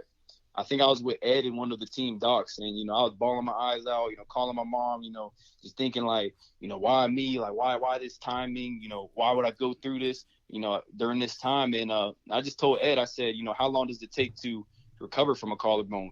And he told me, I think he said 6 to 8 weeks. And immediately I thought in my head, what game can I come back on that's a big game and make impact? And I remember we had Cincinnati late in the season. I told him, when we play Cincinnati, he said, I think it was 8 weeks. And I said, I made up right there in that moment. I said, I'm coming back to Cincinnati. I don't care what the doctors say. I don't care what the regular time is to recover. I said, I'm making my mind up right now and I'm coming back to Cincinnati. And, ever since then, the doctors told me I had to be on my butt. I couldn't really do anything for, about 5 to 6 weeks. So I was just at home watching the games, not really moving at all. I feel like the first 2 weeks were the craziest part because they literally told me not to move. Like I was literally on the couch laying down with a brace on my collarbone, and I was just trying to not do anything. Luckily I had my girl with me, Savannah, and she was just constantly bringing me food, helping me get in and out of my shirts. So I feel like that first 2 weeks was the hardest one, but just going from there, it was a blessing in disguise, man. The lessons I learned and what I found out about myself going through that process. I think there were reports that you were starting to practice again the week before. I think it was maybe Temple game. Were there any thoughts of coming back a week earlier and kind of getting your legs back under you before the Cincinnati game? Yeah, I mean, I'll be honest with you. I talked with the strength coach, and I was actually running. And I think the week before Temple, was that a bye week or what was before Temple? Y'all remember? I know we played 3 games, had a bye, 3 games, had a bye, and 3 games, and now I can't remember exactly. I think there might have been a bye before Cincy. Okay, so we probably had a game before Temple, and I remember everybody, Fast Friday, we have helmets on. Everybody goes inside. It's a slight practice. Coach had me out there in shoulder pads and helmet, and I was doing straight conditioning stuff because, my mindset was I could potentially come back in Temple, get my feet wet, and then go to Cincinnati. So I remember, I went through a whole week of practice, of course, no contact, nobody touched me, but really just running, catching the ball. And I mean, I'll be honest, I was scared as hell out there. I was feeling like any little contact or me falling, like that thing's just going to pop back out on me. But I remember going in the Temple game, the strength staff had me warm up, and it was kind of a game time decision. And, ultimately just talking to, I think one of the head doctors, it just really wasn't worth it at that time to try and go out there and, go do something. Looking back, honestly, I could have played in that Temple game, just, caught a couple deep balls or something, and then go to Cincinnati. But I feel like the path they had set, I trusted the doctors and trusted that, I should just get another week to heal, another week to get my feet under me because, of course, we were going into that bye week and then ultimately getting into Cincinnati. Yeah, you're right. So we had Houston, and then we had the bye, and then Temple. So Houston on the road, okay. And then we were home for Temple, which we win that game pretty handily, 38-13. But so obviously you missed the first part of the season. So we talked about the tough loss at Tulsa. Yeah, then we have a heartbreaker at Memphis. How I mean, as an athlete, I know you want to be out there with the guys, you want to be competing. How tough is that for you, just watching those games on TV and just wanting to be out there with the guys, seeing plays happen, and just knowing that you can't be out there right now? Man, it was one of the hardest things I'd ever been through. I mean, I'll be honest with you guys. Like, it was honestly hard to sit there every week and just watch. It wasn't hard to watch my teammates ball. Like, I love seeing them ball and love seeing them make plays. But, going out there knowing that, damn, I want to be out there celebrating them. I want to be out there making plays with them. Like, I want to help them win these games, or, those late games like Memphis came down to the wire. I wanted to be out there with them to try and maybe give them some spark or give them a play that they need. So it was literally, eating me alive. I felt like it was kind of cool in a way because I was seeing the game from a different perspective. But, of course, just watching that game, man, I got the same sensations I get on game day. My heart was beating. I was nervous for the dang, even the pregame show. So I was over here like, man, it feels like I'm about to play and I'm not even out there. So it was really just a unique experience to, watch the games, watch Marlon and Flash come onto the scene, watch Dylan show the world what he can really do. And it was a unique experience. All right, Trey, what's level with us here? What happened in that Boca Bowl? Man, I'll be honest with you, that was just a disaster. I feel like, BYU had a really strong game plan. Granted, too, a lot of people always get on Coach Shannon. Like, I'll hear all the things about fire Coach Shannon. I can even hear the people in the stands talking about Coach Shannon. We were playing that bowl game where I think only 2 or 3 starters. I mean, I might be wrong. It might be a little bit more, but I think we had like a freshman at safety, John Powell, who's mainly, special teams guy. He's starting at safety, 2 freshman cornerbacks. So I just feel like BYU's BYU. They had a quarterback that they said is going to go top 10 in the draft. They had a lot of good receivers. And you play a team like that and you don't execute on offense, it's going to get ugly quick. So I feel like it just got downhill really quick. A couple plays that we usually make, we didn't make, and it got out of hand really quick. But honestly, that's just how football goes. I feel like early on we could have definitely made it a game. we missed a couple plays that we usually hit on, and it just kind of got out of hand. And, football is a game about momentum. The team that has the more momentum is going to stay in the game, feel like they're about to win the game. And on the opposite side of the spectrum, it's more of, we're getting our butts kicked right now. Like, what are we going to do? And, I gave props to BYU. They had a good game plan, a lot of good players, and that game just got out of hand really quick. So. I know you guys are competitors, and obviously everything that happened in the season, though, was there at least a little part of you that was kind of, even though it didn't end the way you wanted, still kind of looked back with pride on the, hey, we got a full season in, and maybe even a sense of relief to some extent that, you guys went out there, you made it happen every week, and even though the result didn't always come out as you wanted, was there kind of like a sense of relief or a sense of, even looking back with pride that you guys accomplished and were able to make it through a season unlike any other season that's ever been in college football? Oh, yeah, absolutely. 100%. Granted, of course, my path was a little different than some of the other guys, but ultimately coming back and playing, being healthy, that was one of the highlights of I couldn't really hang my head that long. Of course, it was, I was angry. I was mad for a couple of days just how the bowl game went, but just seeing the season as a whole, like you said, to be able to even play a season without having those games canceled, in my perspective, coming back onto the field and trying to help the team as best I can, that's something that I always, apply myself on. My mindset was, this was my 5th year of college, man. I was set on, I was going to leave no matter what happened. I could have got hurt fall camp. I was probably going to leave. And I just had, that was just set in my head. So when just me coming back onto the scene and trying just to go out there and show everybody that I'm healthy and trying to get my feet back wet, that was one of the bigger accomplishments that I've had, regardless of, how the season went for real. Because, of course, we have team goals, we have individual goals, but really when I went down, my number one goal was to get back out there and to, help contribute. And ultimately, playing a full season, that was that's awesome, man, especially during a year like this. Well, the big question out there right now is who's going to be the next UCF head coach. I know a lot of your teammates, and I'm not sure if you did too, are lobbying for Jeff Lebby. What is it about Lebby that everybody loves so much, and why does everybody want to see him be the next guy? Yeah, I mean, Lebby was just a really genuine guy. I mean, you could come up and talk to him about anything. He was really soft-spoken, funny guy. And he knew the offense like the back of his hand. He was always, making the right calls whenever Hype needed help about calling a play. Lebby was right there to help him. I feel like, he didn't really get a lot of credit that he deserved when he was actually here at UCF. And now, him going to Ole Miss, you kind of see what he's doing with Kiffin. But I feel like ultimately the reason why all these guys wanted Lebby is just because he's just a real good guy. He's an offensive genius. And, I actually tweeted out, bring Lebby back to, show support to the guys. But I feel like ultimately, I love and respect Coach Shannon too. I feel like, he would be a good candidate as well, just to keep the guys in-house at UCF and keep the, tradition going. And, I feel like UCF is about to be in good hands regardless, just seeing the athletic director they hired, he seems like a real upbeat, good guy. He seems like he's really, fun to be around. So I'm excited for those guys. I feel like regardless where they're going to go with the head coaching decision, I feel like it's going to be a really good decision. You're not worried about guys being upset if it's not Lebby and maybe a bunch of people entering the transfer portal or anything like that, right? No, I mean, honestly, no. I feel like in the beginning, it was, when everybody was tweeting out, bring Lebby back, I feel like everybody was going off kind of emotion at the time. Just the whole, everything was happening so fast, Hype leaving in a couple of days, athletic director leaving, everything was just happening so fast. So a lot of that was really, I believe, just emotion. But now that these guys, you can see how the whole tweets are transitioning. I mean, DG's talking about this has been the best couple of days that UCF he's ever had. The new athletic director coming in with a whole new swagger and a new, confidence. I believe that these guys are kind of to see now that games are won with the group of guys that play, end up playing. Of course, coaches come and go, and ultimately coaches are going to do what's best for their, them and their families. If I was a head coach and, Alabama offered me $4.5 million for 2 years, I'm thinking about, me and my family.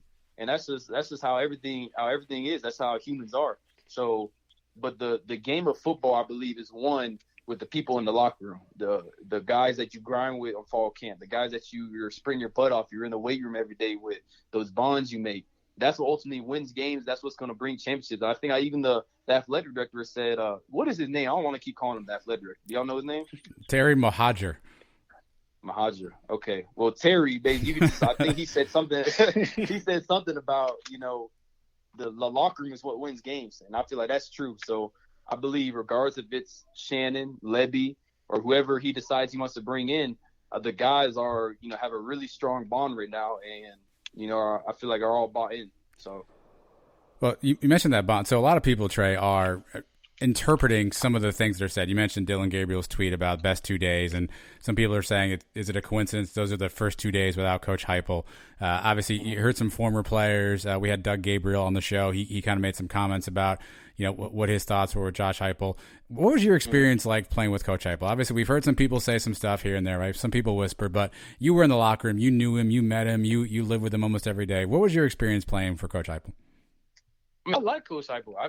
Coach Heupel is another genuine guy. I don't put too much, pressure or, I don't think of Coach Heupel differently, how everything, came out, just because ultimately this was his first couple years as a true head coach. And, coming into UCF the first year, I feel like the team that we had really did help him out a lot. He went through a lot of adversity, and the way he, handled adversity, the way he, grew as a head coach, I feel like, he did a really good job as a person, on and off the field. I got nothing but love for, Coach Hype and his staff. I love and respect all those guys. I can see how some of the, the hate comes towards Coach Hype just because of what was happening on the field. But my experience personally with Coach Hype has always been genuine. I've always been, he's always been a stand-up, good guy to me. And I'm rooting for him even at Tennessee, man. I hope he goes to Tennessee and, he kills it. So, that's my experience with him. I can see how the outside, outside looking in, you just, I can't stand Hype, fire Heupel because, what's happening. But, I mean, really just coming into UCF after Coach Frost, I applaud him for a first-time head coach, what he did. And, he went through a lot of learning curves. He learned a lot, and I mean a lot here at UCF with what we've been through these, from 2018 to 2020. So, I feel like, he's going to do a really good job at Tennessee, and, I got nothing but love for that guy. As players, do you guys hear all that chatter? You mentioned it with Coach Shannon. You mentioned with Coach Heupel. Do you guys hear like all the stuff on Twitter and Instagram? Everybody, on blogs or message boards. Do you guys actually, hear some of that stuff and all the sort of the nonsense that we idiot fans say at times? Yeah, sometimes. I mean, I feel like I hear it more now rather than when I was at UCF because, when I was playing at UCF, I tried to really not be on social media and listen to what everybody had to say or what was going on. I really tried to stay focused. But, now that I'm graduated from UCF and, that's kind of behind me, it's kind of cool seeing, what the fans are saying, what the people are saying, how everybody's reacting because, it's always you always get, different perspectives from everybody. And, actually, being in UCF and what I went through at UCF, it's kind of funny to see, some fans just be completely wrong or will make a complete judgment off of really nothing. They don't know anything that what's really going on inside the locker room. So, and, it's kind of cool, too, because, I'll use some of that as motivation because ultimately probably a lot of fans thought that I should have came back. I didn't have enough film. They probably thought, I got hurt. I'm not gonna do this, not going to do that. I use that as motivation, too. I got probably 5 or 6, screenshots of, tweets about UCF fans were just, dogging me or just saying, bad things. And, everybody got their own opinion. So I can't, sit there and just hate on them. But I use it as motivation now. I'm trying to prove them wrong. I'm trying to, provide for my family. So, it's kind of cool. Now I see a lot of that now more than I did at UCF for sure. Well, we know you're in Arizona training for the draft. How's draft prep going for you? Man, it's been an awesome, it's been an awesome, crazy process. Yeah. I'm training over here in Arizona at Exos, and I don't know if y'all know anything about Exos, but they've produced I think they've had over 130 players drafted, in this past, couple years. They produced a lot of guys that, ran 4.3s, 4.4s at the combine, DK, one of the probably most viral recent ones. And it's a really professional place. I love the training here, being out here in Arizona, I'm starting to grow as a person, grow as a man. And I'm surrounded by dudes that are supposed to be going, first, second round. So every day I come into the building with the mindset of, I'm the underdog. I got stuff to prove. I got to bring it every single day because at the end of the day, it's me versus him. You know what I'm saying? So I always have the mindset of beat myself that I did yesterday. always be one day better. And really at the end of the day, it's me versus myself because I'm my biggest competition. So, it's a unique experience, man. And just getting all the, the benefits now, just Adidas sending you stuff, Under Armour sending you stuff. I got some 40-yard dash cleats today that are like super light. I saw those. I Are don't those know. the Adidas ones you had on your Instagram? Yeah, those are the blue ones I got on my Instagram. Yeah. And I said, I sent it immediately to Jacob and told him he better be nervous. I'm getting them nucleus. It's going to be over with. Well, yeah, let's talk about it. So we had Jacob on, and he said you guys have like a little friendly bet about who's going to run the fastest 40 time. And when we asked him who was going to win that, I don't know. I think he laughed for like a minute and a half straight and essentially said it was going to be him. Look, it's only fair, Trey, that we give you a chance to respond to that. So who do you think is going to win that 40 time battle between you and Jacob? Man, I'm going to bet on me. I'm going to bet on me every time. I got nothing but love for Jacob. I call him my little brother. Obviously, he look kind of just like we both light skinned, both got tattoos. That's my little brother at the end of the day. But nah, man, I feel like it's gonna be me. I definitely feel like it's gonna be me, and it kind of just gives us both a little extra motivation to keep working hard and keep grinding every day because. At the end of the day, this is going to be the last 40 we run in our lifetime. I mean, you really think about it. Yeah. So I'm going to make sure that I'm going to have the bragging rights for the rest of my life that I ran a faster 40 than him. So. All right, well, he said he was stronger than you too. He did, yeah. Sorry, he did say that.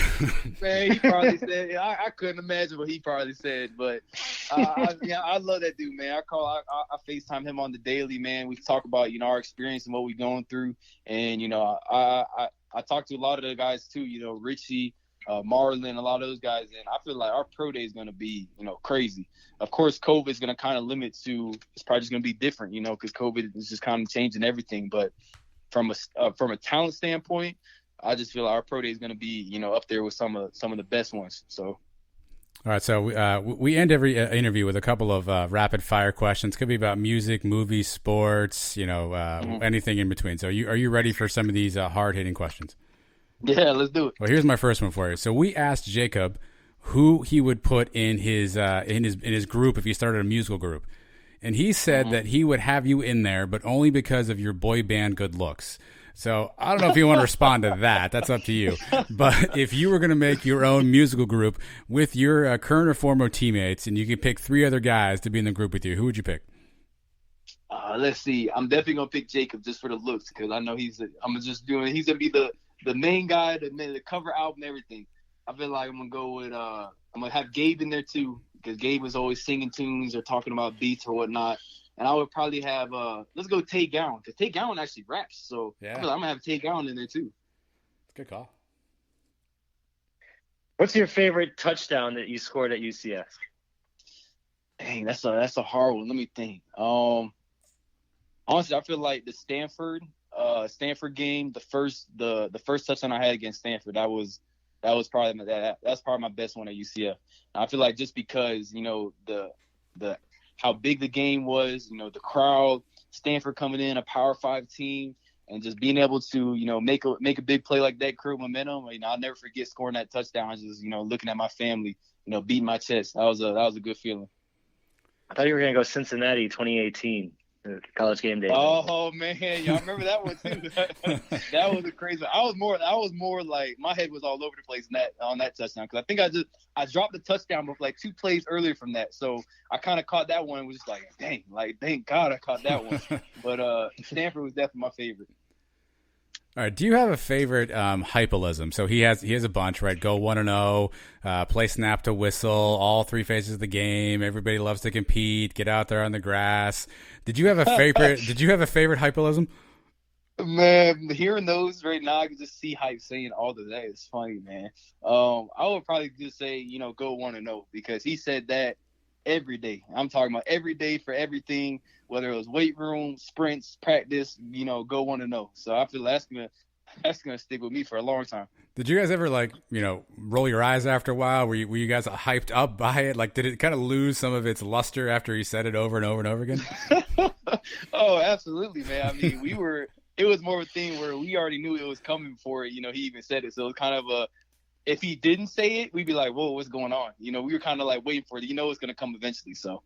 Did you guys ever ask him to work in some new stuff? Did you guys give him suggestions on anything else he could say, or was he just set on snap to whistle every time? It was more of a thing where we would let him have his moment and, say what he said, and then we would kind of probably, clown him after. We would talk to the boys, and kind of clown him on him after. I know you said you wish him well in Tennessee, and obviously everybody's wishing KZ the best in his future. But are you going to puke a little bit when you see him do the tomahawk chop? Man, I'm not going to lie. That's going to be a weird feeling. It's going to be weird, but I'm going to be so happy in that moment just because, what he's been through. I went through a collarbone dislocation, required no surgery. And, I went through a lot, just mentally and physically. I can only imagine, what he has been through going through that rehab process and where he had to go to get to where he is now. So that's going to be a feeling where I'm like, this dude is really in the FSU jersey doing a tomahawk chop, but damn, I'm happy for him. It's going to be one of those feelings. If you could catch one touchdown pass from any former quarterback, from all the way back from NFL days, from the 1920s, any one quarterback could throw you a touchdown pass, who would you want to catch a touchdown pass from? Dante Culpepper, 100%. Nice. I feel like he has – that's the dude that he was throwing it with Randy Moss, right? Yeah, he was. Yep. Yeah, so that's exactly why. And just seeing the kind of deep ball he throws, every time I watch Randy Moss highlights, I knew that was Culpepper throwing the ball too. Every time I see Randy Moss highlights, and just how far he threw it, how beautiful his deep ball was. Man, I'd love to run a go route and have him just launch that thing 60 yards and go track it. Did you ever get to meet him? Was he ever around UCF in the time that you were there? No, I didn't. Mainly the guys that I've seen that ultimately come back the most would be Traquan, Latavius Murray. Let me think. Those are probably the two, most recent, big names that we got that would usually come back and show love. Outside of that, no, I haven't seen Dante Culpepper. But I want to see Blake Bortles too. I haven't seen him either. So. What was your favorite NFL team growing up as a kid? It was the Ravens. My dad was a big Ravens fan, and so I always watched the Ravens. Ray Lewis, Ed Reed were my two favorite players growing up. And, ultimately when they won the Super Bowl with Joe Flacco, I think they beat the 49ers. That was one of the best moments of my life as a kid. And, I don't watch that much NFL ball up to date now. It's more of a watching players and watching highlights. But, I still root for the Ravens, in the back of my head. Nice. A big part of your success is going to depend on where you end up. I think getting in a good situation with a good quarterback, man, I'm really rooting for you. I'm praying you go to the Giants because that's my team. Absolutely. I would love to play with him, man. A young quarterback, too. I feel like, that's huge, man. A lot of dudes, of course, they pray I go first round. I pray I go, top 15. Of course, that's a blessing, 100%. All the money, all the, what comes with that. But really, every day I just pray I get into a good situation because, obviously I know I'm not going first, second round. If I played a full season, maybe I would be in that position. But, the position I'm in now, I just pray that I go into a good system, a good coaching staff that believes in me, where I can really show off my ability and thrive. So, the Giants would be, a perfect team with a young quarterback. The Chargers with Herbert, I'd love to go there. The Rams offense, I love watching the Rams play. So, I pray for a good situation, man, for real. Well, look, despite the 5 guys whose picture you found on Twitter who didn't want to root for you, I can tell you that the majority of Night Nation is certainly rooting for you, and obviously we'll be watching you as you go through this process. And whatever team you end up on, I'm sure you'll have a whole bunch of people in Orlando buying some jerseys, Trey. But we appreciate you taking some time, man. Best of luck to you, best of health to you, and hopefully we'll get a chance to catch up with you soon. Okay? Absolutely, my man. Well, I appreciate you guys for having me, and best of luck with all you guys do, and everything else. So. Appreciate it. All right, go Knights. Thank you, Trey. Yep, good night. I'm Jeff Allen. Join me each week for unique yet common sense opinions on sports on the Jeff Allen Sports Talk Podcast. We will break down the sports world minus the hot takes with prominent guests and my stable of sports guys. It's sports conversation the way it should be. Search Jeff Allen Sports Talk wherever you get your podcasts or go to jeffallensportstalk.com.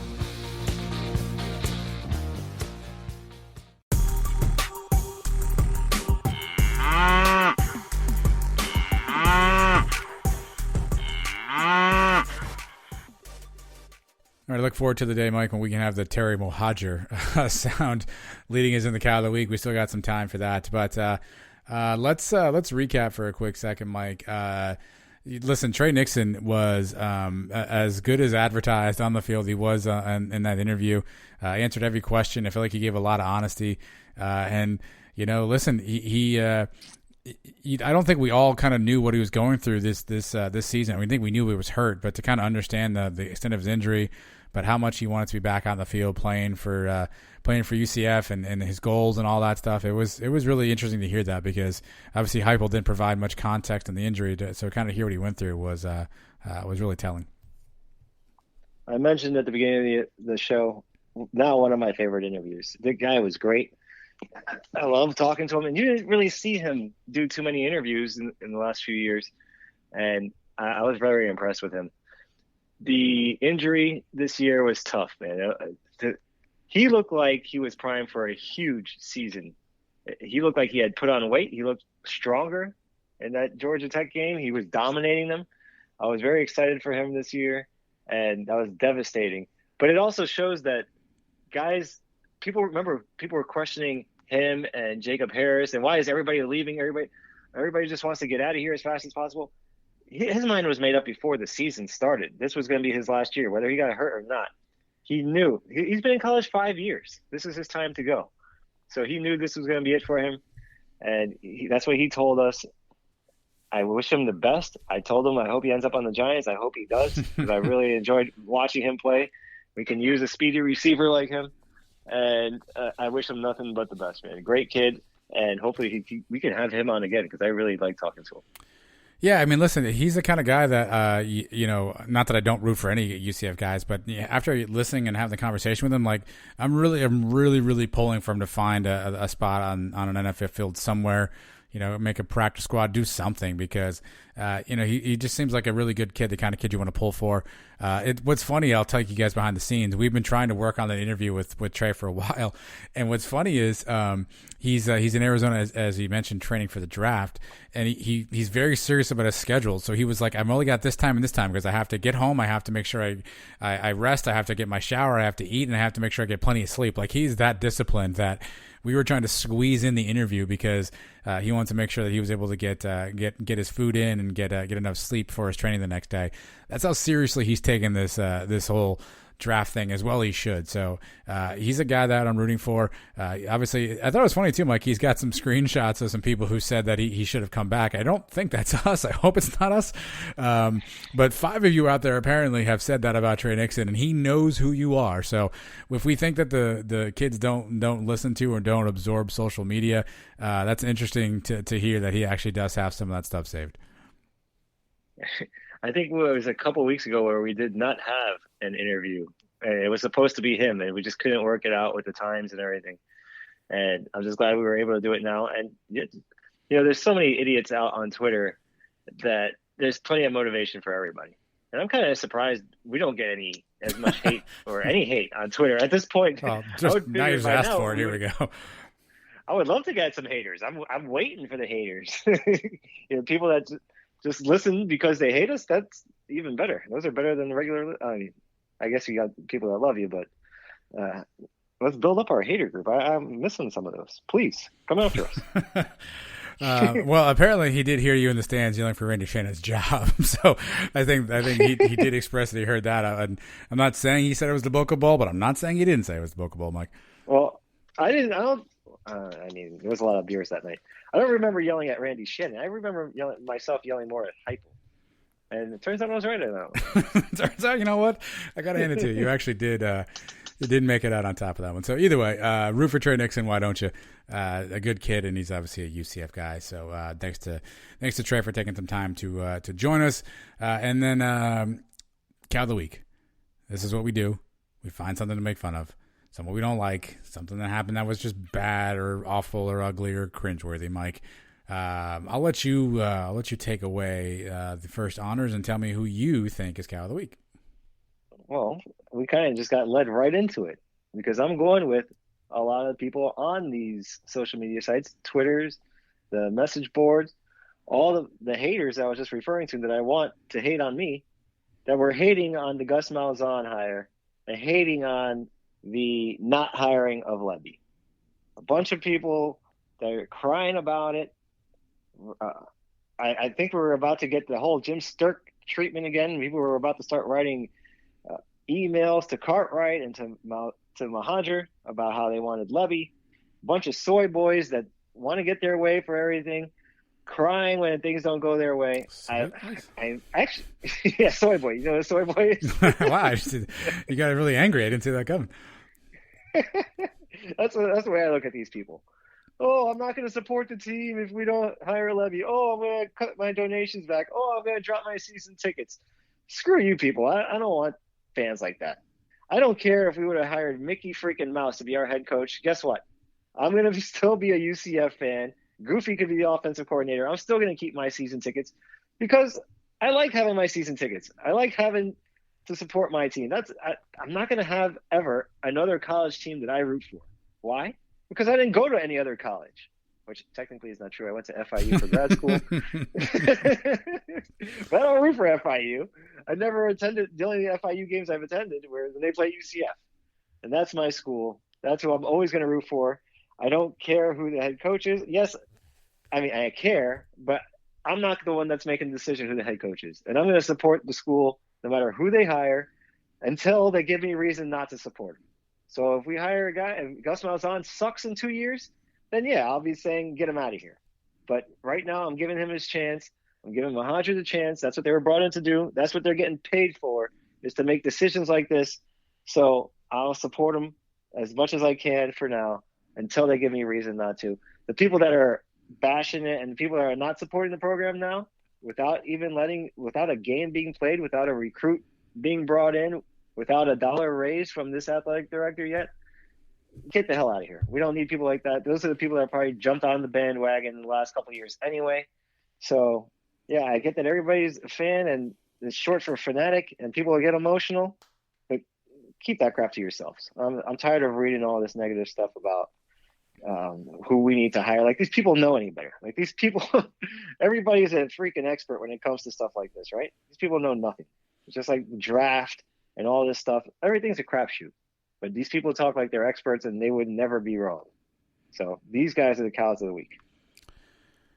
Yeah, I mean, listen, a bunch of people were losing their heads last night for sure, or Sunday night rather, for sure, on the Malzahn news and not being Levy. You heard a bunch of they ruined the program. You heard the same thing with Sturk, no more than 10 days ago. So the good thing about the message boards, and that's where you see a lot of the stuff is that stuff's archived. So you can pull that thread out in a couple of years and see who had what opinion and who was wrong. And again, you said it perfectly. Nobody knows.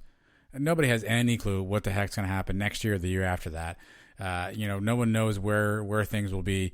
And so at this point, it costs the same to be supportive as it does to be negative about it. So you might as well just support it. Gus is here. If you wanted Levy, if you wanted, Longo, if you wanted Lashley, if you wanted Joe Brady, whoever you wanted, they're not here right now. It costs the same to you to be as supportive as it does negative. You might as well be supportive. And, and you're also going to be probably the first ones out there cheering like hell when we're 10-0 going into a big game and thinking about some of the different things too. The same names are going to be the same ones who are saying all the great things. And so just enjoy for the ride, man. That's what it is. It's a ride.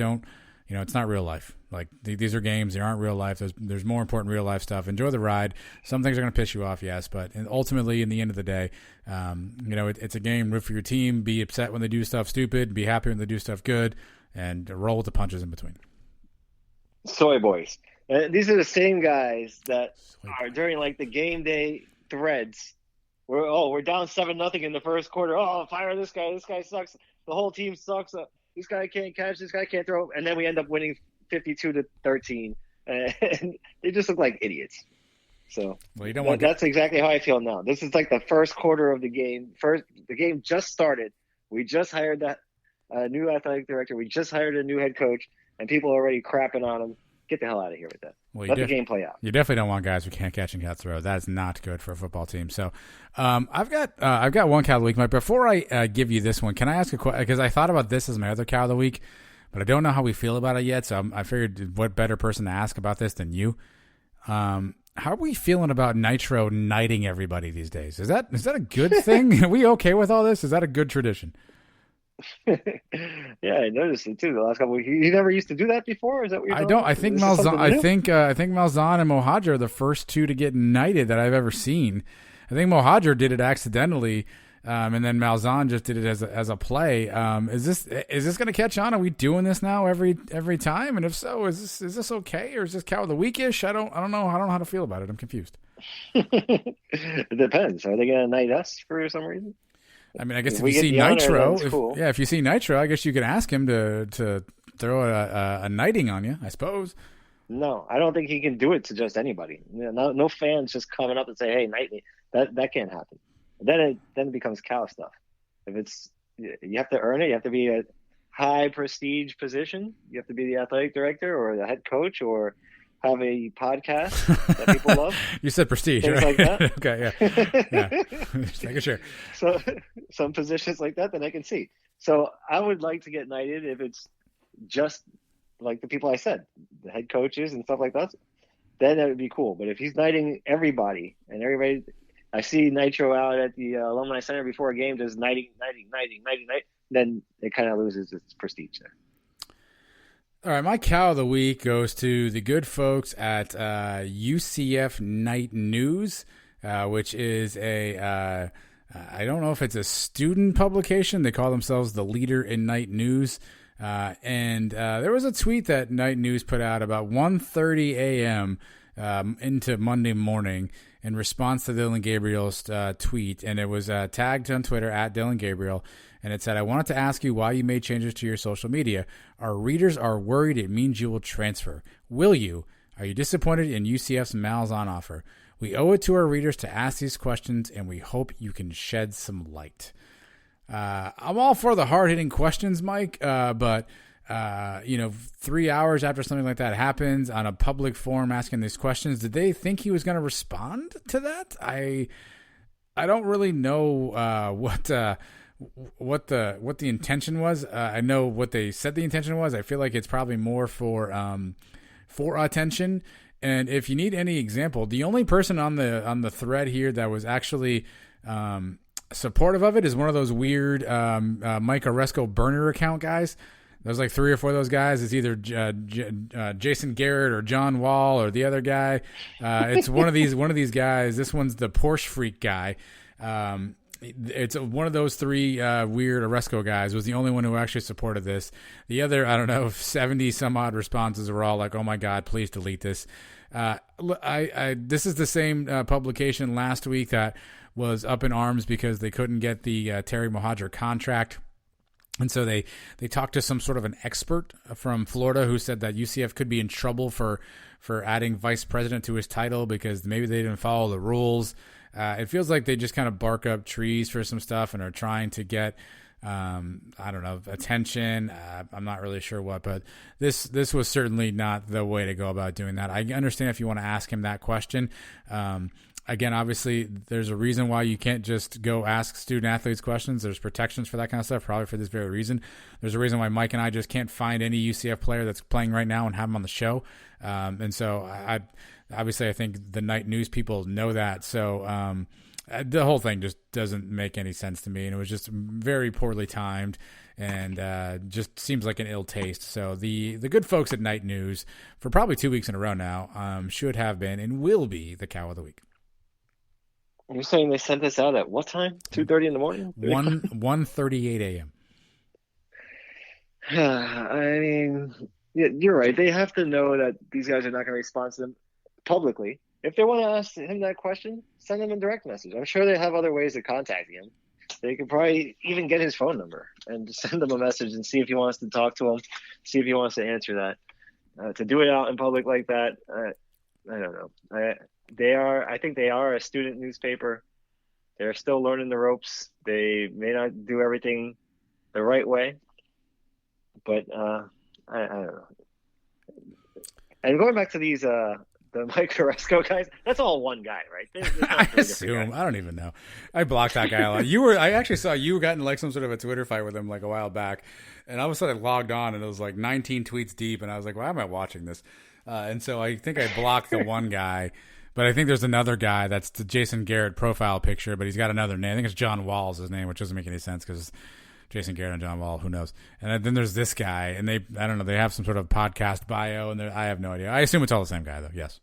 I think it's the same guy. He's begged me to be on our show a bunch of times. Or, I think he's funny. And going back to my haters, I think he's like the one hater that we do have. But he's not a hater of us. He's a hater of everybody. Yeah. You know what I mean? That's not specific to you. You know what I mean? I know. I wish he was a better hater. He's not really that good at it. But I think he's kind of funny. And then a lot of times he'll comment on something and just nobody responds to him anymore, which I think is even funnier. So I don't know. The night news people. He's hanging in there. You got to give it to him. He's hanging in there though. He gets his money. He's a volume shooter. He gets his money's worth on those tweets. But yeah, he's kind of annoying. I don't follow him or anything. I don't see who else he comments on. Does he only comment on UCF stuff? Basically, I don't know. I don't follow. Yeah. He's an Oresco guy. Yeah, I don't or follow. AAC guy. Yeah, I usually just see him responding. Does he go after Tulsa people? I doubt it. I usually just I think it's because he knows he can get people riled up with our fan base. Is he getting that kind of passion out of the Tulsa Golden Hurricane? I don't know. It feels like he's not. I don't know. Is there a Tulsa? I think he's a cow in disguise, probably. Yeah. But I'm pretty sure it's one guy. Yeah, it's one guy, and he may or may not live in a basement someplace with his with his parents. But hey, that's a bad stereotype, but that's probably also true, Mike. Listen, show 120, one for the ages. The Gus Malzahn era began on Monday. The Tre Nixon interview, I think, was fantastic. Enjoy that. We had a lot of great questions. We have a lot of things to unpack around here. Sweater vest, visors. Are we knighting people? You know, what's up with the national championship? Who's going to coach us? So much to unpack, Mike. We've already gone pretty long on this show. So we're going to thank you all sincerely for your time this evening and whenever you're listening to this. But the good news is if you tune in Thursday night live on Facebook, on Twitter, and on YouTube, just search Sons of UCF. We'll have a live show, Mike, which features our good buddy Trace Trelko. Trace has done a fantastic job these last couple of weeks lining up some news-making guests that can give us some insight as to what's happening. So I'm sure Trace is in the lab now cooking up some Auburn-style guest for us and some Gus Malzahn-style guests. So who knows who that'll be. Mike and I usually don't even know who that'll be. We may have coordinators by that time. It's so much time can take place between when you're listening to this and Thursday. So make sure you find us on all that social stuff and get there 8 p.m. live. We'll have a replay that comes out on pod. You can catch the replay on all that social media stuff as well. And make sure you go back through the archives, a ton of cool interviews that are still lined up. So if you're just jonesing for some more UCF stuff, we've got you covered on both our podcast account and the YouTube account, Mike. We're dusting off the YouTube account courtesy of Trace Trelko. So a lot of good Sons of UCF content floating around in the universe for you.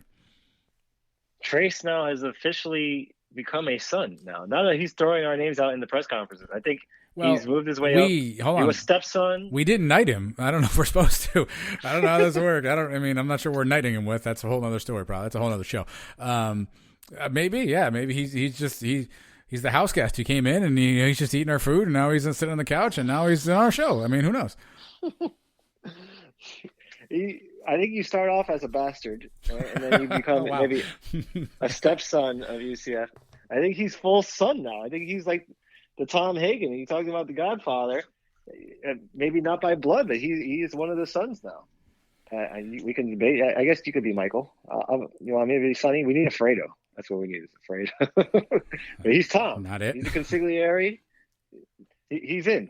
He is official son of UCF. Let's do it. Yeah, let's do it. Yeah, he's been listen. It's been awesome to have Trace joining us, and no one works harder than Trace. I feel like every week he's emailing me or messaging me. Hey, I'm talking to this coach. I got this coach. I got a one-on-one here. I got this interview. I've got this press conference. No one works harder getting that stuff done than Trace does, and it's cool that he's offering to let us use that stuff and put it on our accounts and share that stuff with everybody out there too. So we appreciate that. So give that a follow on the Sons of UCF YouTube page. I have a feeling more stuff will be popping up on there before you know it. And yeah, check us out Thursday night, Sons of UCF live on all that social media stuff. Michael, it's been a fantastic beginning of the week. Who knows what the rest of the week holds in stores? Do you think we'll have any assistant coaches by Thursday? Yeah, I would have to think so. Okay. At least a couple. Maybe the whole staff will be in place by then. Gus strikes me as a guy that moves quickly. I think he knows exactly what he wants to do here. He'll put out his offers in the next couple of days, and we may have a full staff by Thursday night. And then this offseason may start to slow down a little bit. It's been well, it's not. Hold on, because here's what. Well, by the time we get a staff, then we're going to be monitoring all that. Like we're going to be on basically, transfer portal watch, right, for a couple of weeks. We're going to be looking at the rumbles, and all of a sudden, before you know it, spring practice is going to be here. So we're gonna, who knows what availability we'll have for spring practice, and we'll be breaking down the Brandon Wimbush floating pass tape again from 2 years prior. Then before you know, we'll have spring game coming up. And so this actually is a nice, usually this is a lull period where you and I are like, well, let's talk about this. We didn't even talk about basketball tonight, which is probably a good thing because it hasn't been going very well. So I think we've got a nice, probably another 2 months of pretty solid, football related activity to go through. All right. And guess what? Baseball starts this week too. And I'm going to the game. Trace is coming down to Boca. We didn't do a baseball preview yet, but maybe after I see these guys in person, I'll get a better idea of the team, and we'll get into some baseball. They should have a solid season coming up too. So, yeah, I guess we will have some things coming on. Maybe it won't slow down until July, before things start to slow a little bit.